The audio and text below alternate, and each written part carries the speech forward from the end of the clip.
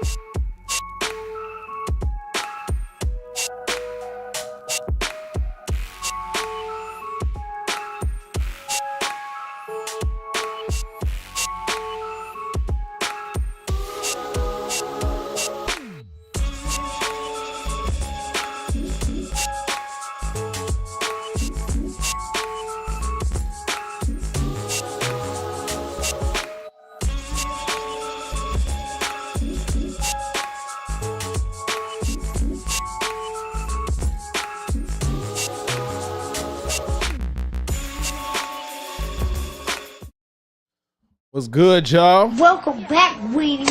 Back, man. Another stream for you. It ain't gonna be too long. We ain't gonna be here too long, but it is going to be interesting. That's for sure.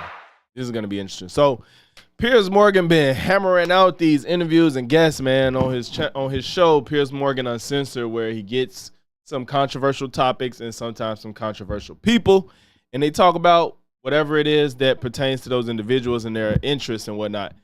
And he had Candace Owens on. Everybody loves and knows Candace, right? Yes, we do, class.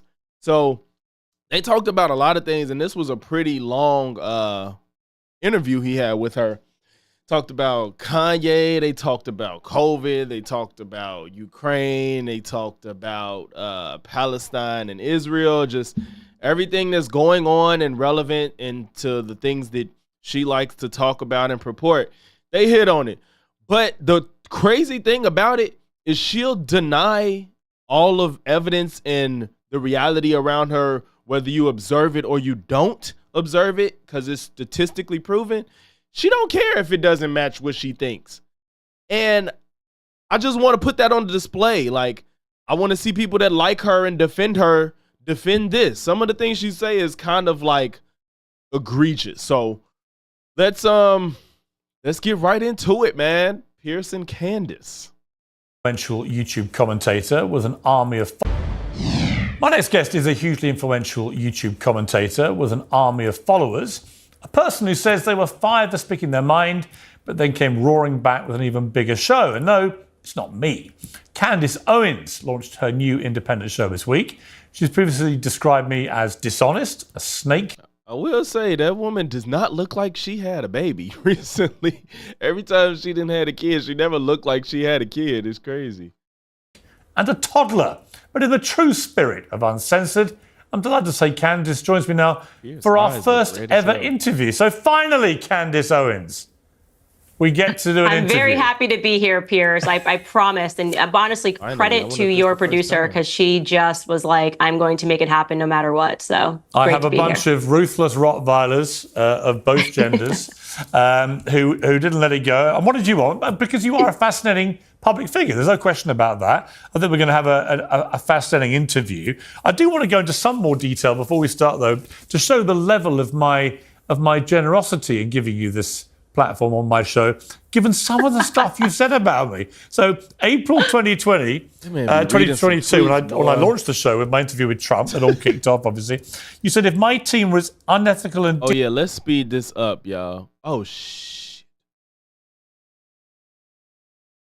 let's speed this up, because I know British folks talk slow. I think we're going to have a fascinating interview. I do want to go into some more detail before we start, though, to show the level of my generosity in giving you this platform on my show, given some of the stuff you've said about me. So April 2022, when I launched the show with my interview with Trump, it all kicked off, obviously, you said if my team was unethical and dishonest as the snake Piers Morgan, we'd have sensationally edited this clip of Trump to make it look like he threw a tantrum and asked the camera to be shut off when in reality the interview was over and we simply wanted to chat off camera. I responded, I bow to your superior knowledge of being a snake, Candace. Tune in on Monday and you'll learn something about real interviews. You then said Piers is whatever he has to be on any given day for attention. He's not guided by any set of principles, which is why I say both sides need to stop platforming his sensationalism. In March of that year, I accused you of falling for Putin's propaganda when he invaded Ukraine, and I called Putin the new Hitler. You said you're such a toddler. Okay, I don't care about these tweets. We're all on the edge of our seat waiting for an answer here. I don't care, bro. No, I don't care about these tweets. She's mean. By any set of principles, you were falling for way too old adults to historical feat, intellectual dishonesty to speak with me. More often. I like when you read. I suppose that is. You added, we're all on the edge of our seat waiting for an answer here, Piers Morgan. Well, okay. You should do that more often. I like when you read mean tweets about Piers Morgan. That was great. I salute you for that. That was wonderful. Exactly. And the truth is, I actually do want to give you a platform, and I have no problem with that. I would obviously contest much of your characterization of me in some of those mean tweets, but that's fine. We can move on because there's a much more interesting story, I think, involving you, which has played out in the last few months, which everybody knows about. So let's just talk about that. Why did you leave the Daily Wire? Well, unfortunately, I can't talk about the specific reasons that I left the Daily Wire, but what I can do is respond to whatever reasons were given. Why are they saying leave and she got fired? Like, they let her go. She didn't leave. To the public. And obviously, no sooner did we agree to leave than Andrew Klavan of the Daily Wire did an entire episode stating that the reasons that I was leaving was because I was anti-Semitic and I was engaging in a type of anti-Semitism that was hard to pin down. And that is why in my first episode of launching my independent podcast, I hit back pretty hard at him because I think it's pretty despicable, first and foremost, as a colleague who I had a great relationship with, to have engaged in that, knowing that I was not at liberty to say anything. I thought it was a very underhanded, disgusting tactic, and I responded in force. I want to play you what Ben Shapiro told me when I asked him about this on Uncensored. Oh no, I can't play Ben Shapiro fast. We gotta slow it down a little bit. I can't do that. That's too much. We gotta slow it down for Ben, just a little. The consequences of this war has been a lot of very high passions on both sides, a lot of angry disagreements. You and your company have been at the center of a very high-profile one at the moment with Candace Owens, who's now left Daily Wire. Was she fired, or did she leave of her own volition? I'm not going to speak to this topic, Piers. At all. At all. Why is it that nobody can speak on it? Like it's got to be something bad on somebody's end or on both their ends is bad. Because Candace got fired, she can't say why. Ben and Jeremy let her go. They can't say why. Their position is a little bit more understandable, but I wonder why for her she won't say anything. But I think it's because I think Candace might have done something wrong. And no, what's good? Rachel, what's good, bro? I see you popping in. I just think that if she did something, and if she speaks on it, then they can speak on it, and then it'll go further than she wants it to. Because I don't understand how y'all both can't speak on why she got fired. The only thing I will say is what I've said all along with regard to Candace or with regard to any of our other hosts. I am not in hiring and firing position with the Daily Wire. I'm a co-founder of the Daily Wire. I'm a co-owner of the Daily Wire. I'm not actually in management. And as far as the free speech situation, what I will say is that no company has the obligation to literally pay anyone. The Daily Wire is a publisher. It is not a platform. Yeah. Do you agree with that, Candace? Agree with which part? Well, Right. okay, any of A it. lot. Any of it. Well, I think She that better agree with the free speech part. it's interesting, and I'd love to sit down with and debate Ben Shapiro on a number of topics, particularly cancel culture, because I know that he's made some comments in the past that he believes that publishers, platforms should allow people to have different ideas. And so those particular comments to me sound in contrast to what he has said in the past, but I can't speak on behalf of him, obviously. I personally believe that media companies are healthier when you allow people to have different opinions and allow people to debate those opinions. If his media company is to talk about conservativeness, and religion, and he's a given religion, or whatever his company is about, it's not about because you think it'll be better to have different perspectives that makes it better. Because if I start a company and I want to talk about dogs, it's not better if you come and talk about cats. That's not what it's about. It all depends on what the platform wants to promote and what they want out of their company. So you just can't just be like, I think it's better, therefore it's better. That's not realistic. Personally, I love to see a debate between two people. And so I can only tell you what my perspective is and can't really speak for him. I mean, he made the point at the end there that any company, any private company, when it comes to free speech, is not compelled to pay people to work for them. I mean, would you accept that as a principle? Please say yes. Please say yes. Well, what I would say again is that it just kind of runs into what is wrong. I guess the question you could ask is, what is wrong if CNN fires somebody for having a different opinion? What then is wrong if Fox News fires somebody for having a different opinion? Your answer would have to be that it's not wrong and that companies are at will to curate whatever belief system that they want and to not allow free speech. Ain't that what you're doing? See, you can't. So she can't. Y'all, she's not smart. Everybody be like, think because she's a tactful speaker, because she speaks well and she can flow and string sentences together in a good fashion, that she's smart. She's about to say, then this isn't free speech. That company doesn't have to free speech. You're infringing on their free speech when you say that you have to let me say whatever I want on your platform. It's a private company. That's an infringement on their free speech. If CNN or whoever the fuck, if the Daily Wire wants to talk about conservativeness and you go against that, they have no obligation to hire you or pay you at that to do it. Make your own platform. You got a platform where you talk about what you want to talk about. And if somebody wants to come on there and they want to do the complete opposite, you ain't got to pay them to do that. What are you saying? Nike does not have to sell fucking Adidas in their store. What are we talking about? And that companies are at will to curate whatever belief system that they want and to not allow free speech. So, you know. I don't understand. These people are supposed to be so educated and know and be well versed in politics and law and stuff, and they keep using free speech wrong. I can't believe this. A different opinion. Your answer would have to be that it's not wrong, and that companies are at will to curate whatever belief system that they want. And yes, I don't know why that's an issue. To not allow free speech. So, you know. Out of interest, is it true that you signed an NDA and that's why you... And Pierce don't even correct her. He won't correct her. I think he doesn't know what free speech is either. You can't really talk about this in detail. I cannot speak in detail about... Can you say I signed an NDA? I don't know. I feel like you can. I feel like you can say I signed an NDA, I think. Any of that stuff. You can't even confirm whether you've had an NDA. I am not free to speak about any topic pertaining. This is weird. I don't even believe her. I think she just won't because she'll look bad. This is weird. This is very weird. Who does this? To contracts signed or not signed. And so. You see, this is where it gets interesting for me because you referenced Andrew Klavan from the Daily Wire. I want to play a part of what he said and then I'll come back to you. Yeah. The Daily Wire parted ways with Candace Owens, and part of it was things that she was saying that we felt were strongly anti-Semitic. And she was doing it in such a way that was kind of hard to pin down. So I was trying to show where these things happen. So I'm bemused because I've been involved in a lot of contracts in my time. I've been an employer, I've been an employee and so on. I don't understand why somebody from the Daily Wire can be so explicit about the reasons you left and yet you are not able to be as explicit to defend yourself or to counter what they're saying. Amen, Pierce.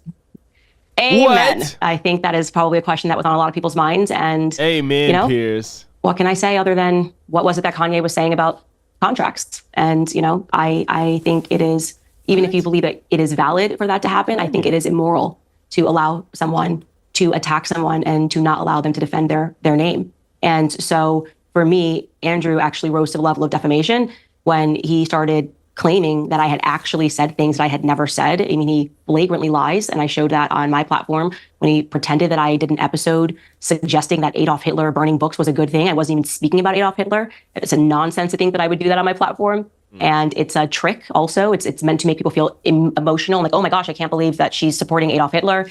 And I thought it was nasty business. I thought it was extremely nasty business. And, you know, for me, Piers, it's important for me to state, my name means a lot to me. You know, my grandfather grew up on a sharecropping farm. You don't act one of 12 children, you know, in a segregated South, Robert Owens Sr. And for her to say her name means a lot to her, she don't act like it for sure. Like, y'all gonna see the stuff she disagrees and agrees with is. And for him to have worked the way that he worked and to have instilled the Christian values in me that he instilled in me growing up, the idea that I would allow someone to so flagrantly throw dirt on his name, it was never going to fly. Did you ever say or do anything which to a Jewish ear could be construed as anti-Semitic? She'll never. Well, let's be clear about all of these topics, whether we're talking about racism, sexism, anti-Semitism, everything can be construed to an ear. Stop saying that. That's such the like cop out. You can say anything and anybody could be feel disrespected or feel like you're being racist against them. It doesn't matter what it is. Anybody can say anything and you know it's all bad. Like stop it.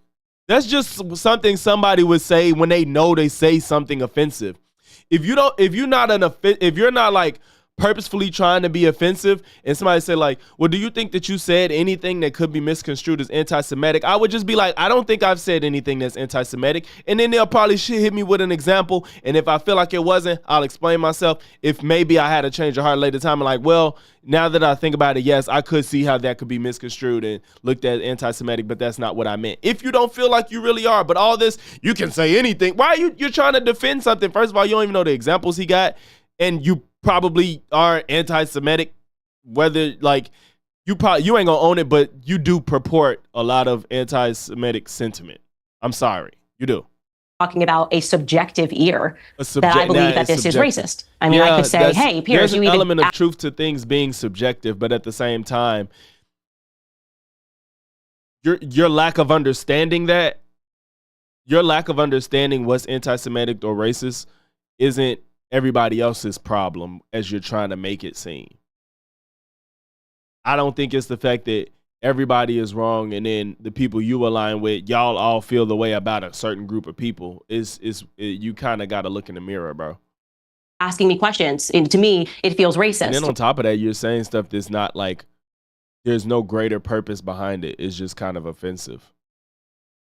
Right? A feeling and a fact are two different things. So what someone construes something is meaningless. Factually speaking, I have never said anything that is anti-Semitic, and had I have said something that was anti-Semitic, Andrew Klavan would have simply showed the clip.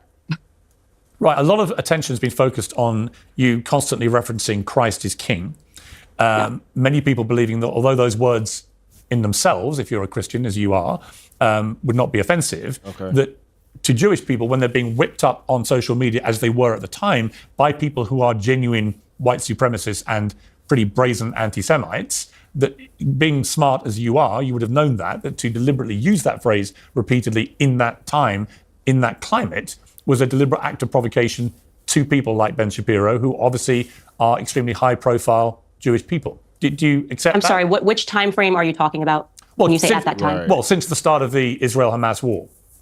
Yeah, no. So that phrase, if you're talking about when it began to be a scandal, because I think everyone was quite confused when there was suddenly this narrative that it could be construed as anti-Semitic, which is why it required so much explaining by people of when it became anti-Semitic. I posted a standalone Bible verse, this is just a pure fact, calling for peace. And at the end of the verse, I ended it and said, Christ is King, last November. Andrew Klavan references that. The reason why this even became a scandal is because of Andrew Klavan. Andrew Klavan did an episode called Because Christ is Really King. And then he accused me wrongly of spitting that phrase at a Jew. That simply never happened, as I showed in my first episode back. It was just made that up out of thin air. I posted a standalone Bible verse and I wrote at the end of it, Christ is King. And then a Jew responded to me telling me to quit my job. So what happens sometimes is then time passes and people try to rewrite history, but we're not going to do revisionist history here. I tweeted Christ is King. Remember that she said this, we're not going to do revisionist history here. Keep that in mind. Candace Owens out of her mouth said, we're not going to do revisionist history here. Okay?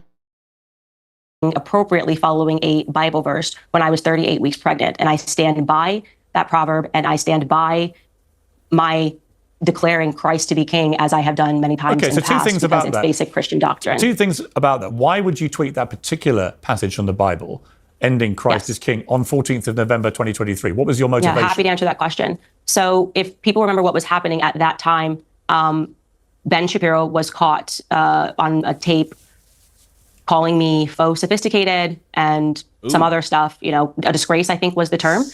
And again, I was 38 weeks pregnant, about to give birth. And my husband just told me, every media person in the world is contacting you globally, asking you to give a comment, to say something. It's obviously a very traumatizing thing to go through in the moment when you're that pregnant. And suddenly you're like, I just don't want to deal with this drama. I don't mean like trauma in the very leftist, I feel traumatized by this, but just it's a lot happening leading up to birth. Why it had to be leftist? My husband told me to read the Bible. He said, just read the Bible. You don't have to answer these media members. You don't have to give a comment. You don't have to say anything. These things are all fickle. It doesn't matter. Just to be clear on the chronology, because the video of Ben saying what he said, we said, I think her behavior during this has been disgraceful, without a doubt. I think her faux sophistication. That came first. Yeah, that came out on 15th of November 2023. But you had posted what you posted on the 14th of November. That's not correct. You have your timeline wrong. It was the video came first. So you were responding directly to the video? No, I'm trying to finish the story, but you just have just so you know, chronologically you have it wrong. His insult came. No, you wasn't trying to finish. You stopped talking. Wait, November 2023. But you had posted what you posted on the 14th of November. That's not correct. You have your November 2023. But you had posted what you posted on the 14th of November. That's not correct. You have your timeline wrong. It was the video came first. So you were responding directly to the video? No, I'm trying to finish the story, but you just have just so you know, chronologically you have it wrong. His insult came first. I think it was on the 12th. The insult came. Were you made aware of the insult because and then did it become public? I found out on Twitter with everybody else. It was just trending, and that don't seem right, but I don't know. My husband told me to read the Bible and to realize that these things are fickle and that all of these journalists that were asking me to respond to them are doing it because all they want is clicks and money, and they want you, they want to use you for a moment that's not going to matter in the scheme of things in your life. And so I wanted to respond to all of these media members by saying that I'm calling for peace. Christ is King of my heart. I don't need this right now. So that was it. When you appeared on Tucker Carlson on the 16th of November, you said, I will say I'm not going to respond with the same ad hominem attack. But you also told him that day that was when you first saw the video. I didn't tell him I first saw the video on Tucker Carlson. I don't understand your question. I told Tucker I saw the video on Tucker Carlson. See, Pierce is throwing out all these accusations. I mean, yeah, you sitting there reading it off a piece of paper, but it would have been smart to, I don't know why they don't just show the tweet and the day the video was posted in her tweet, show the time and show it to us. Cause it just looks like anybody could have gave you anything. Like, Pierce, what is your team doing? Why are you throwing out dates without proof? Why are you throwing out things she said without proof? Like they take the time to post up the things that she did do.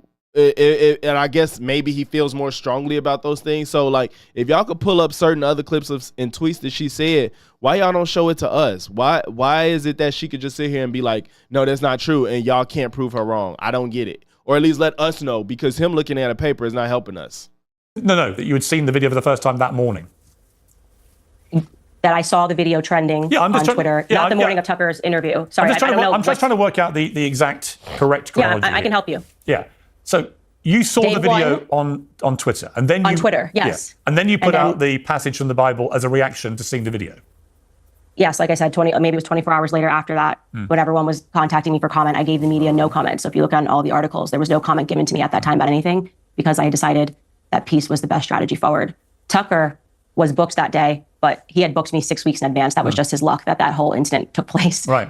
They knew I was going on his show. He books way out in advance. So it just happened to be his luck or misfortune, whichever way you look at it, that was going on at the same time. So in the build up to this, you'd already made it clear that you said on Twitter on November the 3rd, no government anywhere has a right to commit a genocide ever. There is no justification for a genocide. I can't believe this even needs to be said or is even considered the least bit controversial to state. You didn't say what you were talking about in that tweet, but it was widely assumed to be Gaza and what Israel was doing in Gaza. Is that correct? Were you talking about Israel there?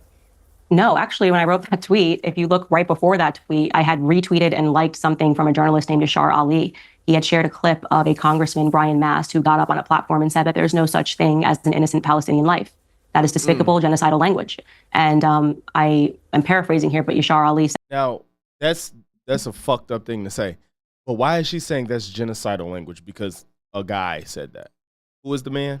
Let me see. Of a Congressman, Brian Mast, who got up on a platform and said that there's no such thing as an innocent Palestinian life. That is despicable, genocidal language. And I am paraphrasing here, but Yashar Ali said, and he's pro-Israel, by the way, if I'm judging by what he puts online. Okay, he's pro-Israel. That don't mean... First of all, it's an argument to say genocidal language. I don't know what that means, to be completely honest. But a congressman saying something that's vile does not mean a genocide is happening. We all just admit that this language is unacceptable. And I tweeted that no government in the world, and I was actually commenting on America, genocide is always wrong. And so, by the way, even if I was talking about Israel or I was talking about Palestine, that statement should hold. No, there is no justification ever in the world for genocide. So I was very surprised to see that tweet go viral and people so angry about it. I was actually overseas at the moment. I was in the UK. And so it seemed very strange to me that people would have a problem with it no matter what side you're on. But in that particular moment, I was talking about Brian Mast, and on my show, my very next show, I clarified that. And do you think, for the record, that what Israel's been doing constitutes genocide? Well, what I've been having trouble is all of the people that are pro-Israel and say it's not a genocide won't tell me what is a genocide. What percentage of a population has to be killed before we can use the word genocide? It's a funny little thing. But genocide isn't about amount of a population killed. And I think a lot of people don't understand that. This is really something that's kind of not, I don't want to say not worth arguing, but people keep saying genocide to put that emotion behind what they supporting Palestine. But it's kind of like, now look, I'm no professional. I don't know. I know very little about this conflict, but I've seen this genocide thing happen, and I can tell it's just to evoke a stronger emotion about what's happening. It doesn't feel like it's actually a genocide. You know how like lately people like call everything that happens is bad. They got to act like it's the worst thing possible. Something can like be really fucked up, be really bad, and nobody agrees with what's happening, but it does not have to be called something it's not. Like, if you commit manslaughter, you don't have to call it murder. Call it manslaughter. It's still bad. We didn't want the person to die, but somebody did die, but it's not a murder. There's such much more heavier weight and context. It's a heavier connotation to the word murder, which is why manslaughter and murder aren't called the same thing, because they didn't happen the same way. So a war that's being fucked up, or war crimes that's happening, terrorist attacks are happening, you don't have to call that a genocide because a lot of people are dying. A lot of people died in World War II. It wasn't a genocide. You know what I'm saying? D-Nice, what's good? Glad to see you in here, my boy. Welcome back, Weenie. I'm gonna start giving that to all my niggas. Y'all gonna get hit with the Welcome back, Weenie. They won't tell you. They won't tell you what constitutes genocide. So I would like a clear understanding of how many Palestinians have to die before we are allowed to term it a genocide. All of the experts can't agree on what a genocide actually is, but they love to float around the word on virtually every other issue. You know, I had Rabbi Barclay on my show on one of my last shows when I was on the Daily Wire, and I asked him that question pointedly: what is genocide? Let us know, experts, what percentage of the population of Palestinians has to be killed before we are allowed to say that it's genocide? What I can tell you it's a question. You're posing you're presupposing with the question, like, yo, Benita, what's good with you? Let's see you presupposing your question. Like, how many people got to die before it's a genocide? The genocide, to my understanding, has nothing to do with how many people died. I don't think that's what it. Let's look it up. Let's look it up. A genocide, a deliberate killing of a large number of people from a particular nation or ethnic group with the aim of destroying that nation or group. So it sounds like to me they have to have the full intention on getting rid of that group of people to be a genocide, because with the way she's presenting it is as if a war could be called a genocide just because a lot of people died. You know what I'm saying, bro? I don't like that. I keep getting ugly. Nightmare is not ugly. He's just not a person. He's not human. It seemed like they give people the same people that they come in. To my understanding, that's what it looks like. I don't know how Candace Owens gets so much respect. She's a word salad. Take support. Yeah, like you be trying to go to bat for men and shit, but you support Andrew Tate, who fully takes advantage of men and has fully taken advantage of women, admittedly on camera. And that's why I'm like, I need people that defend her to like defend some of the shit she finna say in this video, because she defends the indefensible. She just talk, like I said, she speaks well, and everybody just like, oh, Candace is so smart. And it's like, no, she just speaks well. And she sounds confident as fuck, so you want to believe her. is I am completely uncomfortable and utterly against the amount of Palestinian innocent lives that have been lost in this conflict, particularly children. And any person who is fearful of stating that the death of innocent children has been utterly unacceptable is a coward. I mean, listen, I completely agree, but do you personally think it constitutes genocide, which is the deliberate? What I'm saying That's the is, question. Well, I can tell you what pursued on my show. Yeah. And she's going to deflect every question that seems uncomfortable to answer or she doesn't know the answer to. She deflects like hell. Answer what he's saying. Do you feel like it's a genocide? What is the number? No, I understand. What is the official number? That's There's it. no number. You're presupposing that it has to do with a number. Why are you presupposing that? Why aren't you saying, what's a genocide, Pierce? Tell me, and I'll give you an answer. I don't think there was a specific... Try it when you have, well, it's not about a number. people on both sides of the debate on. Yeah, but it's not, No, what do you mean it's not a number? Here's my answer. And do they give you an answer? Well, no, because here's the point. It's not about specific numbers. It's about an intent. But it has to be. Well, no, it's not. It's about an intent to eradicate. to be. That's not true, Pierce, because in America She can't do that. You can't just say it has to be. If it has to be a number, then why don't you know it, since you think it's about a number? You say, I'm asking all these professionals, what's the number that it takes to... You're like making this scenario that don't exist. You can't just say, tell me the number of people till it's a genocide, when a genocide isn't about a number. That doesn't make any sense. You acting like you know that it's a number, but you don't know what the number is. That doesn't make any sense, bro. Say that Native Americans was genocide committed by white men. This is what they say, right? No, but And now you're just going off what people say. You keep saying that's what they say. That's what they say. Americans say. Here's the point. Are you saying Americans know everything and we create every definition of everything? About specific numbers. It's about an intent. But it has to be. Well, no, it's not. It's about an intent. So she's ignoring. He said it's about intent to eradicate. That's not true, Pierce, because in America they say that Native Americans was genocide committed by white men. This is what they say, right? No, but I'm talking about what the definition of a genocide is. Even if people say that, it's just as bad as when you're saying it right now that this is a genocide happening to Palestinians. It's the same thing. You're just saying it. And now you're like, well, that's not true because they said, like, no, they can be wrong too if they said it was a genocide against Native Americans. I don't know. I've never really heard that. But it is about intent, which it's a really fine line with this shit. But what I'm telling you is that would be incorrect because the majority of Native Americans died from smallpox. It was accidental. Some 90% of Native Americans that lived here died from smallpox. I'm telling you what a genocide. No, I understand. I'm telling you what the definition. So she just refuted herself. She said Americans say the Native Americans was killed and it was a genocide, but it was really smallpox. First of all, like I said, I never heard that narrative that Native Americans were genocided. I never heard those words together like that. But if it was smallpox, then it was smallpox, and everybody's saying it is wrong. Just like you can be wrong about saying this is a genocide, Candace. So what the fuck? Of genocide, which is not about a specific number in any circumstance. It's about an intent to target and eradicate a whole people based on their ethnicity. I'm disputing that by telling you that they legally say within America. Yeah, like what's the number? And that sounds crazy because like the reason that's stupid anyway, because say there's a number. First of all, it has to be relative to the population of people. That's number one. So it should be, if you're going to say this, it should be a percentage. But even that gets hairy because if it's a percentage or a number, what if you're like one percentage number below that or one number below that? Then is it now not a genocide? That's why it's not about a number, Candace. It doesn't make any sense. That Native Americans, a genocide was committed against Native Americans. Factually speaking, 90% of them, 90 to 93% of them died from smallpox. So it was actually an epidemic, right? So is the definition shifting? Because it is my understanding from Rabbi Barclay. And I want to acknowledge that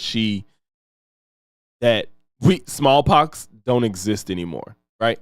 It took out 93% of this group of people. And COVID was running rampant through the whole fucking world. COVID was going crazy. And yeah, I don't even know if it's true, but I don't know if this 90% is true, but based off her argument, because this is what she's saying. That happened off smallpox. We got vaccines and stuff. Some of these diseases don't exist no more. And you're so against the COVID vaccine that was wiping people out. And she's against it. I just find that interesting. The definition of anti-Semitism shifts, so maybe the definition of genocide has shifted, but everything is shifted when you don't understand it. And that's quite strange, Candace. When you don't understand something, you don't know what anti-Semitism is. Also, everything shifted. You don't know what genocide is. Everything is shifted. Maybe you should just update what's going on, because honestly, definitions of words do change, because people think the definitions are descriptive. Like we make what definitions are. Definitions aren't the hard fact. Like that shit changes. We dictate what words are defined as such. So if it changes, it changes. And if things change, you need to understand that. Because if genocide used to be a number, say it was a number at a point in time. If it changed, it's because it had to change because it didn't make sense. And for reasons like what you're doing right now, trying to say smallpox took out people and they called it a genocide or whatever the hell you trying to say. If it was at a point, it had to change because it didn't work. Or we use it differently now. That happens. Let me read you the exact wording and see whether you think it applies to. Let me read you the exact definition of genocide from the Oxford English Dictionary: the deliberate killing of a large number of people from a particular nation or ethnic group with the aim of destroying that nation or group. So by that definition, do you believe that is what's happening to the Palestinian people and it's being perpetrated by Israel?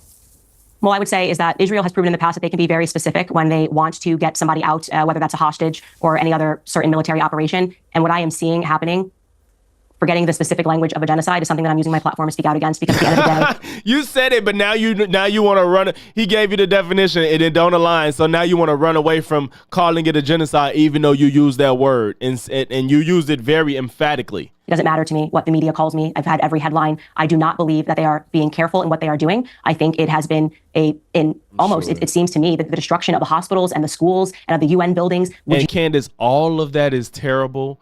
And nobody really agrees with it, and people don't want to see it.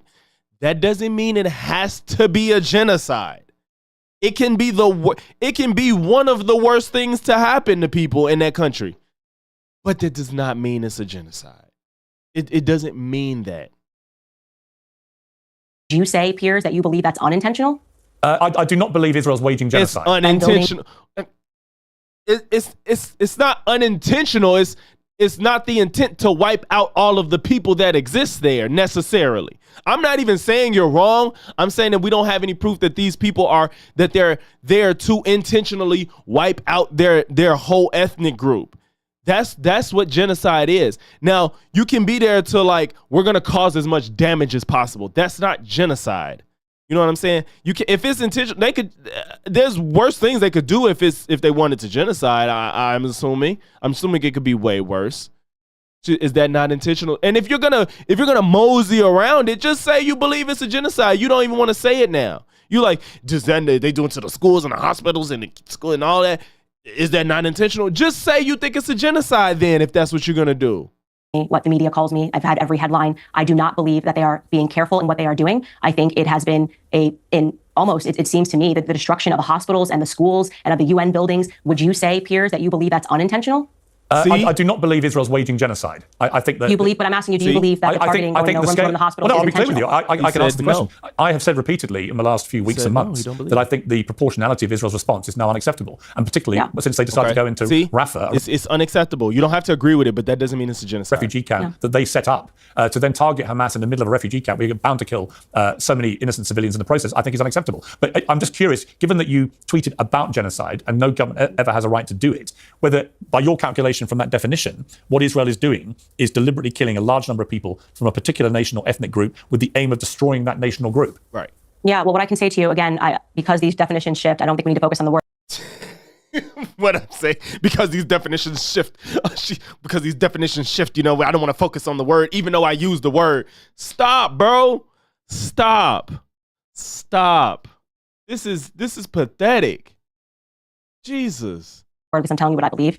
And my belief is that they are not being careful whatsoever. My belief is that there has been too much loss of Palestinian life. That's different to genocide. Just ran from the question. That's fine. We don't need to say, I don't know why you're don't focus on it. Don't talk about genocide. Don't tweet about genocide. Crazy. The tweet is about Brian Mast. So you're harping on this issue. There's a lot more topics we should talk about. I'm being very clear in how I feel about this issue. Look, where's the other topics we can talk? She don't even want to discuss it any longer because she's wrong. The Israeli government. Every time she's wrong, she just runs like a fucking raccoon. Is not being careful in how they're dealing with this. I agree with you that the amount of death has been completely unacceptable. When I tweeted that was back in November. So we're talking way more lives that have been lost. And that tweet was about Brian Mast. So don't bring up what happened afterwards because that doesn't apply to your tweet. You can't retroactively make it fit. So, well, that was all the way in November. We've lost way more lives now. Even if you was a genocide now, if it wasn't one then, you can't be right if it wasn't one then. Stop. I get it. I've never imagined the amount of dead Palestinian children that I would see on my X feed since then. It's horrific. You know, it's heartbreaking to me as a mother. See, she's trying to get all these emotions, and you hate the left, and because they always try to string emotions and use feelings over facts, and now you're just like trying to pull at heartstrings. All these dead people, like, stop. It's horrific to me that the media seems almost complicit in the dehumanization of Palestinians, and I will not be on that side because at the end of the day, the hit pieces, the name calling, the anti-Semitism, the psychopathic language that seems to be coming out of people means nothing. And I want to make sure everybody knows this, right? At the end of the day, you are going to have to account to God for the things that you allowed, for the things that you were complicit in, and for the things that you did not have enough courage to state. Okay, the amount of death of Palestinians. I think it just takes a lot of hubris to put your religion onto everybody else as if everybody agrees with you. You're presupposing that everybody agrees with you and answering to God. That's not making an argument, which is why you're here. You're not even like, you could say that, and then it's kind of like, well, I can't argue with her belief. And it's like, okay, but everybody doesn't subscribe to that. You gotta have to answer to God. You ain't striking no fear into nobody by saying that, except for the people that already agree with you. And children has been unacceptable, full stop. Bibi Netanyahu, in my view, should not be given an invitation to Congress. I think it's unacceptable. God. I agree. Unacceptable. But to be clear, for whatever the reason, when it comes to the topic of Israel, it does seem that journalists are fearful to critique Israel. Well, and why is that? Because I would say, Piers, that you too, you seem a little fearful to critique Israel and to want to always seem that you're coming across a little bit understanding of everything they're doing. What is it that makes journalists? Why is it wrong to be understanding of both sides of a conflict? How is that a bad thing? She talking about you scared to critique Israel. I don't know if he does or not or how much, but you just said you're trying to understand them. Why wouldn't you try to understand both sides? Why are you okay with picking a side and not even learning about anything else? That's not okay. And you're supposed to be a journalist? What?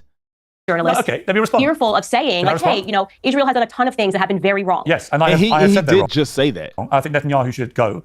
I think half of that cabinet should go, because some of them have definitely been using genocidal language. I think a lot of what Israel's been doing the last few weeks is completely unacceptable. But ultimately, I also, from the start of this conflict, believe that Israel not only had a right to defend itself after the terror attack on October the 7th, but a fundamental duty to its people. And here's where I'm just curious about your tweeting through this procedure, this whole war, because on October the 7th, you didn't tweet anything. You didn't tweet anything on October the 8th. And October the 9th, you tweeted so much world peace ever since we got the orange man out of office. So glad the adults are back in charge. A lot of people say, well, if you care this much about innocent people being killed, why didn't you say anything when 1,200 people were massacred to death in the most brutal, barbaric manner in this awful terror attack by Hamas, and nearly 7,000 more were wounded, some of them catastrophically and irreparably? Why did that not compel you to say anything? Well, first and foremost... so October 7th happened, and she didn't tweet anything, and then 2 days later, she spoke about a retaliation, I guess. Israel's a foreign country, so typically I talk about topics that have to do with America. Secondly, you're only quoting my Twitter feed. I'm also on Facebook. I'm also on Instagram. I also had a daily podcast in which I did respond directly. What's funny about that part is she probably has the biggest following on Twitter, and that's probably where most people see and hear from you, Candace. And you tweeted that, but you didn't say nothing about the October 7th. That was the biggest thing in the news, period, on October 7th. And for you, and you ignored your most followed account for that. I love when the 1% pretend to give a crap. She's in the Hamptons tweeting, I don't know why. Yeah, and that's the thing. Candace tries to act like she's like understands the average person, and it's like there's nothing about anything that you say that we can relate to. About what happened and called the events horrific. Multiple times said what Hamas did was absolutely horrific. So you're using a snapshot of my Twitter feed where you're acknowledging that I didn't tweet for days to suggest that I didn't have anything to say about what had happened. Now, to be clear, I am consistent on all matters. I do not want America. Okay, so why did you bring up your other platforms if you talked about it on there? You didn't even have to say that part if you talked about it. Whatsoever in anything that is happening in Israel. I don't want my dollars sent over to Israel. We should not be supporting Israel. Obviously, Thomas Massey has done a lot of work showing how it doesn't even make economic sense that we have so much debt and yet we're sending money over to support Israel. And the biggest issue, by the way, that I have with Israel, and talking about them being above reproach, is the fact that they are supplying the arms to murder Christians, okay? In Armenia, the oldest Christian country in the world, and yet nobody talks about that. If they weren't Christians, would you care? Because it's their people first, bro. Like, do you care because they're Christian, or do you care because they're people? If they weren't Christians, would you say that? For whatever reason, it seems to be the circumstance that when Jewish people die in Israel, it's wall-to-wall coverage. But when Christians die all over the world, nobody talks about it. Everyone wants to correlate everything to World War II. Here she go with her conspiracy shit. Like, all coverage. But when Christians die all over the world, nobody talks about it. Everyone wants to correlate everything to World War II. Everyone wants to talk about Adolf Hitler and rightfully so, he was a horrific person. But nobody wants to talk about Henryk Yagoda, right? Nobody wants to talk about the Bolsheviks. Nobody wants to talk about the Christian Holocaust. I am tired of the media. Christian Holocaust? Please inform me, Candace. Because to call it a Christian Holocaust, I'm sure it is in no way comparable to the real Holocaust. Exhausted of the media not speaking about what is happening to Christians all around the world. And it is especially horrific while at the exact same... See, now I'm like, are you saying, are these things happening because these people are Christians, or because it's one of the most popular religions and people just so happen to be Christian at a certain place, and I'm sure they're not getting attacked for that reason? That's the thing about the Holocaust. People were being targeted for what they are versus just being there for whatever reason. Like even the Israel-Palestine, from the little bit I understand, it seems like it's not about their religion or their ethnicity, but more so just about the land that's there. I could be wrong. I really don't know that much, but I feel like she's trying to say these people around the world are being killed because they're Christian, and I don't even think that would fly if it was happening that way. Time that it is happening, the slaughter of Christians in Armenia, the arms being supplied by Israel, that the media turns the other way and says, oh, okay, but what about Israel? What about what's happening in Israel? So you know what I'm asking for? Actual equality, okay? Because it seems like... You're literally not caring about it. This is like a special category. And this is whataboutism. The special relationship that we have.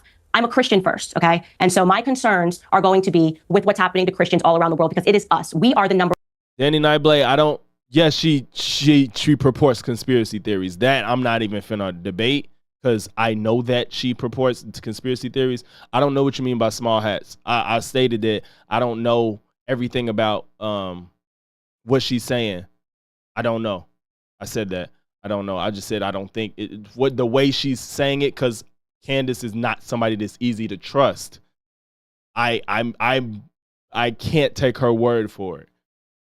For one most persecuted religion in the world. And all Christians watching this need to realize the time is now to start speaking up, because we have been silenced about the things that are happening to us for a very long time. And the media is very clearly not our friend. When there is wall-to-wall coverage of Christians being killed in Armenia, Christians being killed in Nigeria, and the treatment of Christians in America and all across the globe today, then you ask me if I will use my platform. Now, see, now I know about America. Christians aren't being treated anyway because they're Christian in America. Now, there's more people walking away from religion that ain't treating Christians anyway. The way you put your religion out and how you just said everybody got to answer to God, people that may be atheists or agnostic are saying, I reject it, I don't believe in that, and they have their reasons. Don't say the way Christians are being treated in America.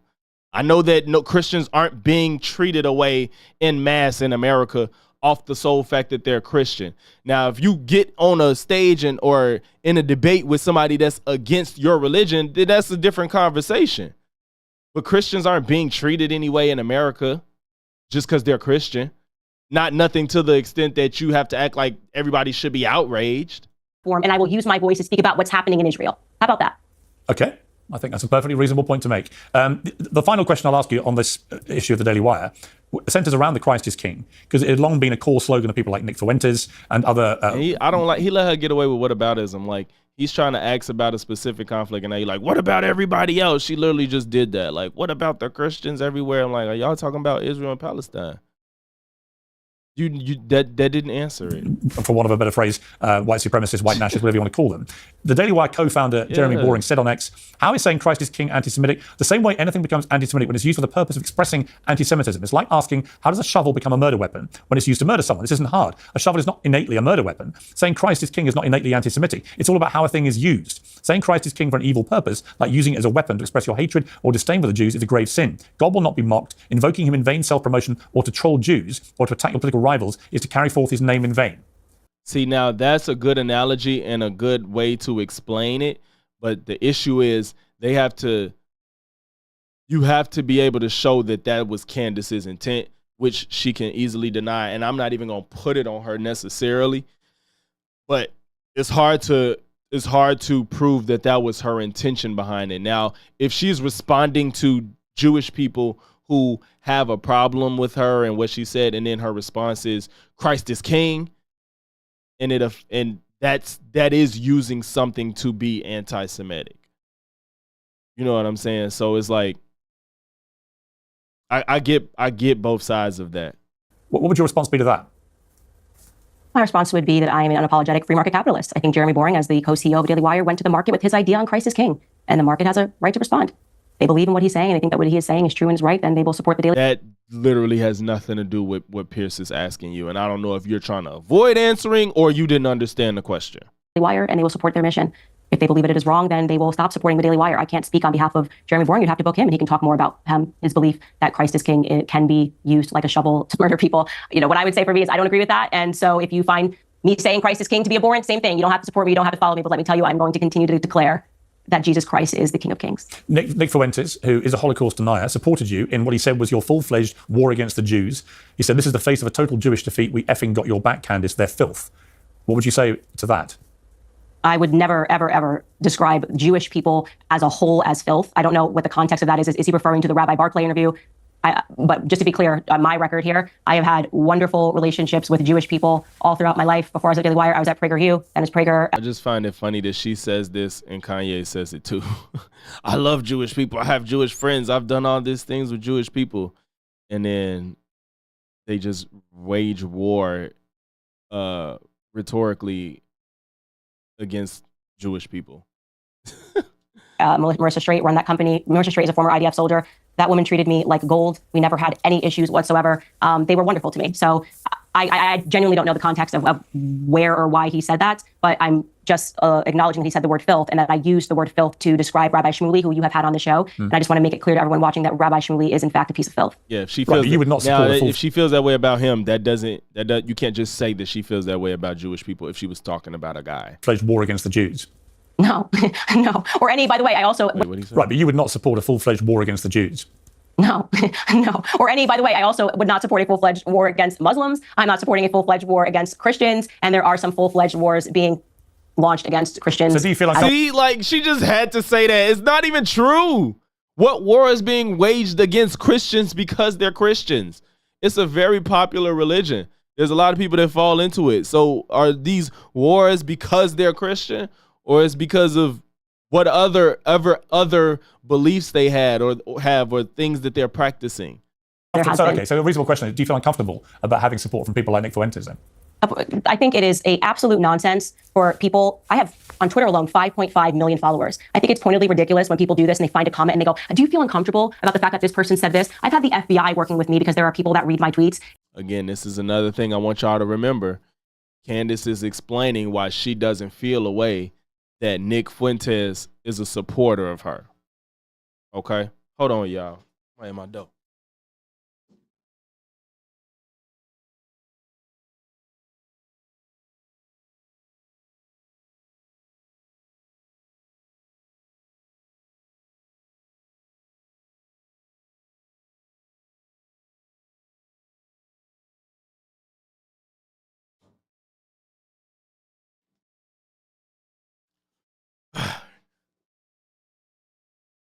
And believe that we are in a relationship. I had a person who literally left a mental facility because he thought every single one of my tweets was a sign of love and I was speaking in code to him. What I'm not going to do is respond to this tactic. That's unrelated. Of pretending that I'm somehow responsible for the 20 million followers and that I should be knowing. He didn't say, are you responsible? He said, do you feel a way that somebody like that supports you?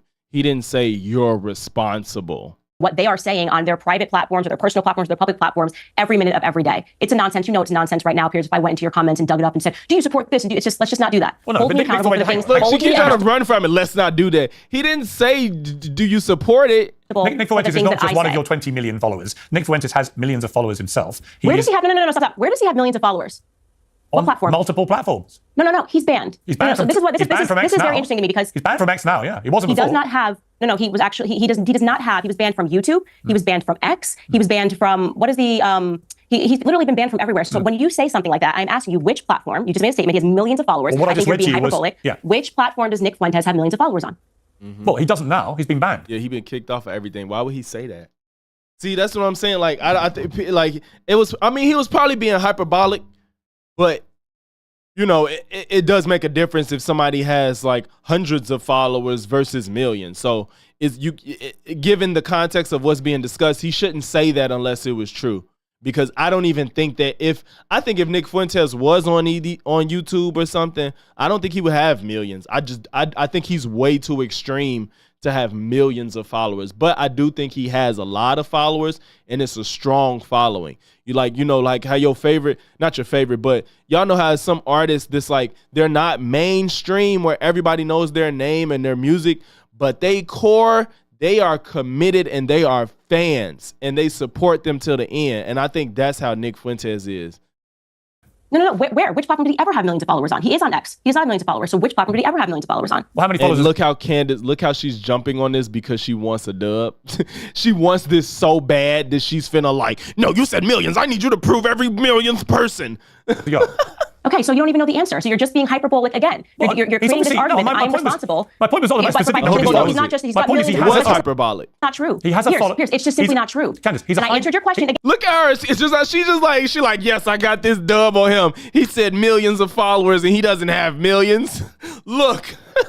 Again, you asked me a statement about what he said, and if I agreed with it, I told you, no, I would never want a war against the Jews. No, but my question was, do you feel like... what I think, and ask me whether I want to respond to something, whether I agree with something. My question was, do you feel uncomfortable about him supporting you? He's a hype... See, she did all of this and never answered the question or understood it from the jump because she knows she can't answer it honestly. Or if she does, she'll look bad. Like, just say, it's because I don't know why you're trying to, like, not teeter the waters with Nick Fuentes. I don't understand that if that's what you're doing, because that looks bad. So maybe that's what you're doing because he supports you. You don't want to lose a supporter like Nick Fuentes that has a very strong voice in this like political far right space. So it's like, it's funny that you don't want to acknowledge that he's not a good person for whatever reason, but it's kind of like understood that he's really not a good person and he's wrong about a lot of shit. Yeah, she want this little moment, but it's like, this is like the only one. Yes, you were right, but it's so like irrelevant to his point because he said, how do you feel about him following you because you know the type of stuff he says, but yeah, you're talking about, y'all, you're trying to make me responsible. He's not talking about you being responsible for him or what he says. Profile person, and he said that. Do you feel comfortable, given the context of how you left the Daily Wire? I want to be clear. Yeah. I do not know what is the context of what you just said to me. As I just said to you, if it was pertaining to Rabbi Shmuley, who I think is a piece of filth, who has gotten away with everything in the media. He talking about Nick. Why are you back talking about Rabbi? And I'm grateful that people are understanding that man has harassed me for 2 years. And I'm grateful that for any person that has supported me in responding to Rabbi Shmuley and his hag daughter, okay? If you are going to pointedly ask me if I am uncomfortable with the fact that Nick Fuentes also believes that Christ is king, I want every single person in the world to declare. No, it's not just because he said Christ is king. Because it's not because he said Christ is. Candace, for her to be so smart, she acts like she doesn't understand the implication of the question. Let's not do that. That is so dishonest. He's not saying, how do you feel because he says Christ is king. He wants to know because of what Nick Fuentes believes and tells the world.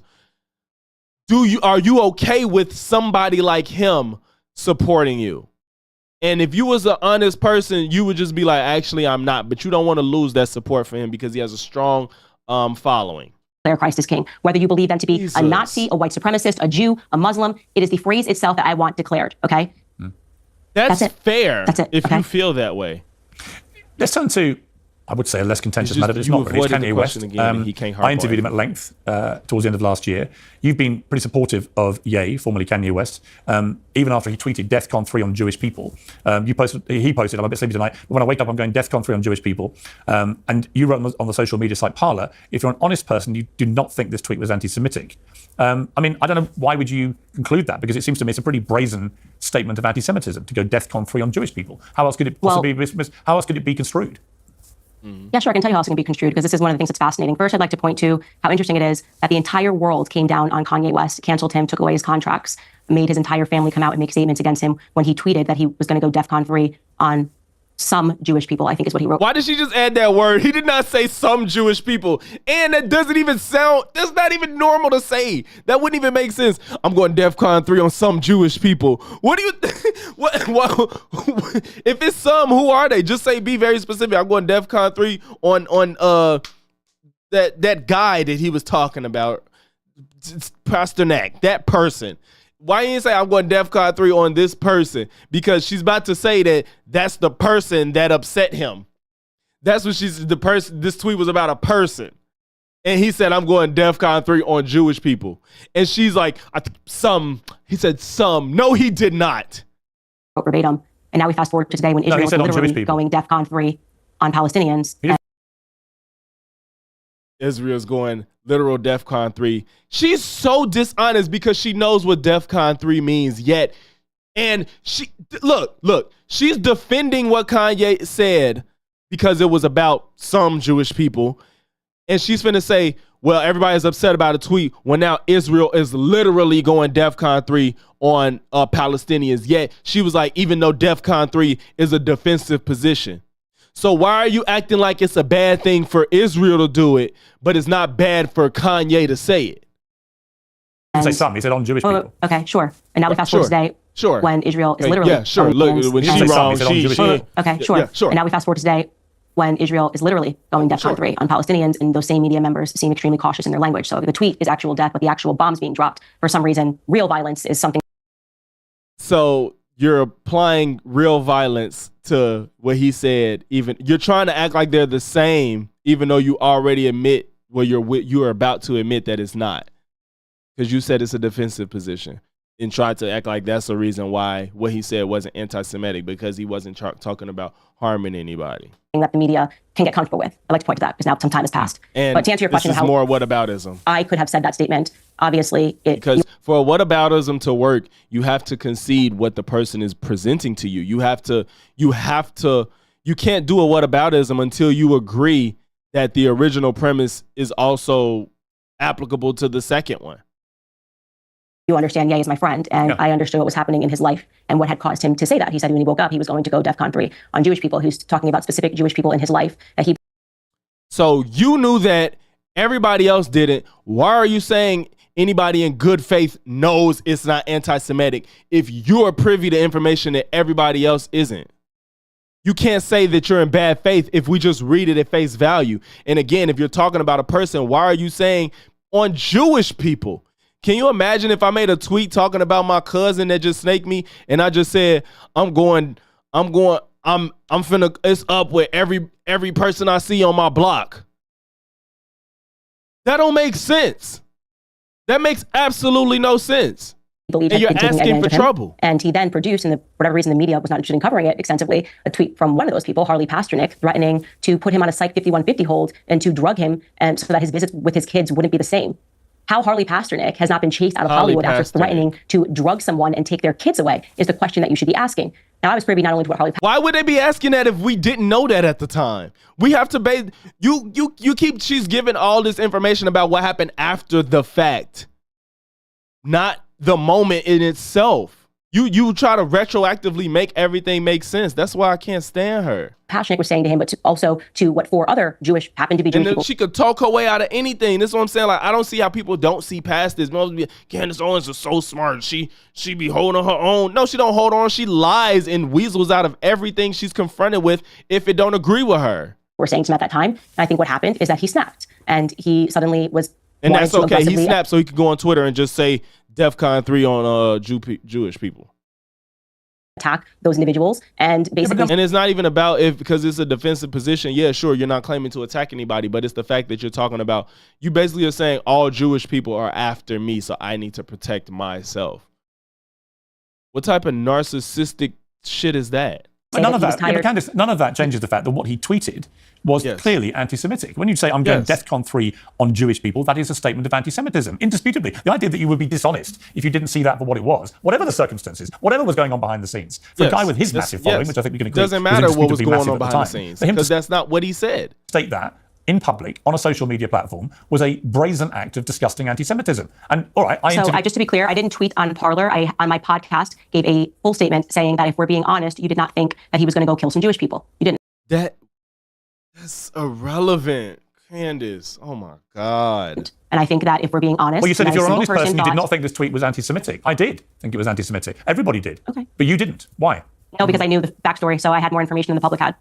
That is so crazy. So why can't you just admit, if you don't know the information, then yes, I could see why you think it's anti-Semitic. Even though you're still kind of wrong for that.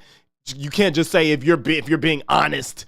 This is crazy. Like, this is a contradiction, like, full stop. People that like agree and listen to her, like, how can you let her be this dishonest about something this like heavy? Like, I'm not saying that everybody that I agree with always is like good faith. Like, it's some people that I agree with, and there's times I'll be like, no, you tripping in this point in time, you're tripping. But she has too many of these for me. Yeah, but the statement is unambiguous. The statement had no clarification. It was unambiguous. It was exactly. Yeah, and then when he did try to clarify it, nobody paid attention. So can I ask you why? Stop, Candace. Then just admit that it was wrong at the time. If that's in fact true, just admit that at that point, that could be seen as anti-Semitic. You're trying to say people are dishonest for thinking it was anti-Semitic, and that's not true. Did you try to book Harley Pasternak after you saw what he tweeted to Kanye? You tried to book Harley? First of all, I'm sorry. To act like that dude, the therapist or the psychologist or whoever, the doctor, whoever that person is, Harley Pasternak, if they was telling Kanye he needs to be drugged and he visits with kids, it was either a threat or it's because he needed it. Which the threat is because he needed it probably. I'm sorry, like if this dude is your doctor or whatever and prescribing you medicine, you probably needed to be medicated. Kanye has openly admitted to having mental health problems, hasn't he? So why are we acting like just because maybe he shouldn't have said that professionally and maybe it was a wrong thing to do? maybe. But you talking about why did you interview him and why didn't you care about that? Because that kind of comes second to Kanye just doing whatever on social media with the type of platform he has. If that doctor said he needed to be drugged, maybe he needed to be drugged. Maybe his visits with his kids should be different. Maybe. We don't know that. We don't know those details, but you're claiming to know everything, right? And I interviewed him for 2 hours. But were you interested? That was thereafter when he showed the tweets of what Harley Pasternak said to him. Were you outraged by the idea that a Jewish man would threaten to drug someone? What does him being Jewish have to do with anything? Because Kanye didn't say, I'm going DEFCON on Holly. He said, I'm going DEFCON on Jewish people. So now you're agreeing that just because this person, I don't know if it's a man or a woman, but this individual is Jewish, he can say I'm going DEFCON 3 on Jewish people because his doctor said they was going to drug him. They couldn't see their family. Were you out? Is that outrageous? Is that anti-black? I don't even know if it's out, and we don't know if it's outrageous. I don't know if it's outrageous or not. I can't say because maybe he needed to be. Do you think that's racist? Well, whatever the circumstances of that wasn't. No. Peter, answer the question.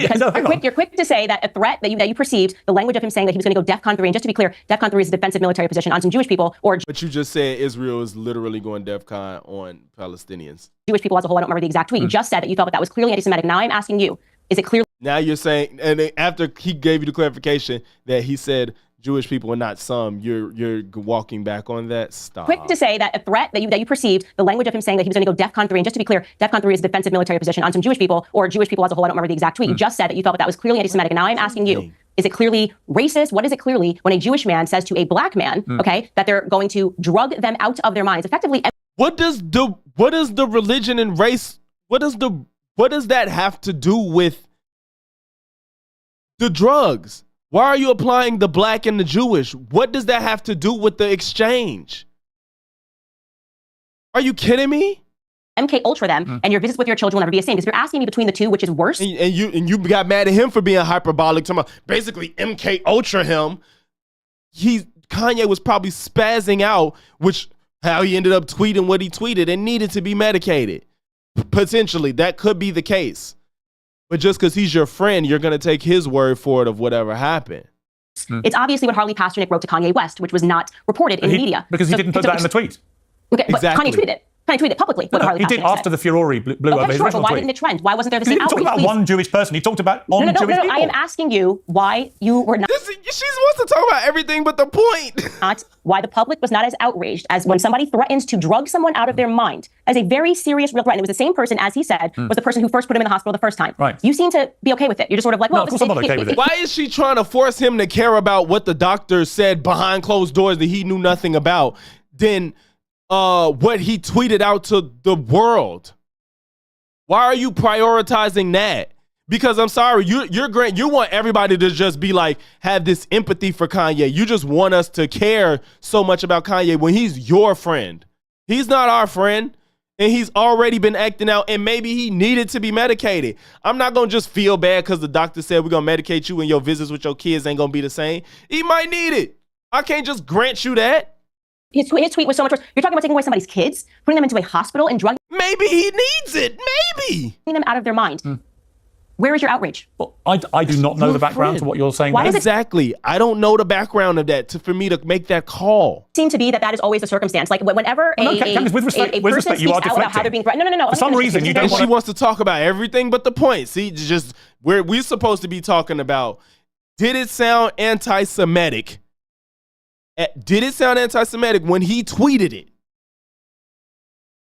You're talking about behind the scenes doctor drugging him and all this stuff that wasn't about the question.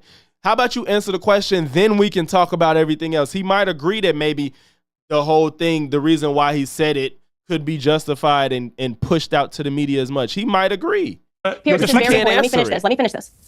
This seems to be a trend that I have recognized. I saw this with Rabbi Shmuley. Didn't she get all intense in the eyes to make you feel like she's really finna cook?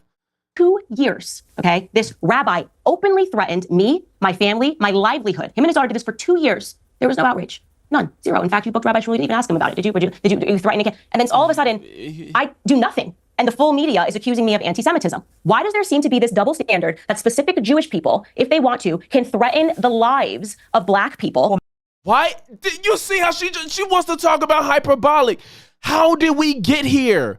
How did we get to Jewish people threatening the let me make sure she said people and black people. Standard that specific Jewish people, if they want to, can threaten the lives of black people. Well, maybe Specific Jewish people can threaten the lives of black people.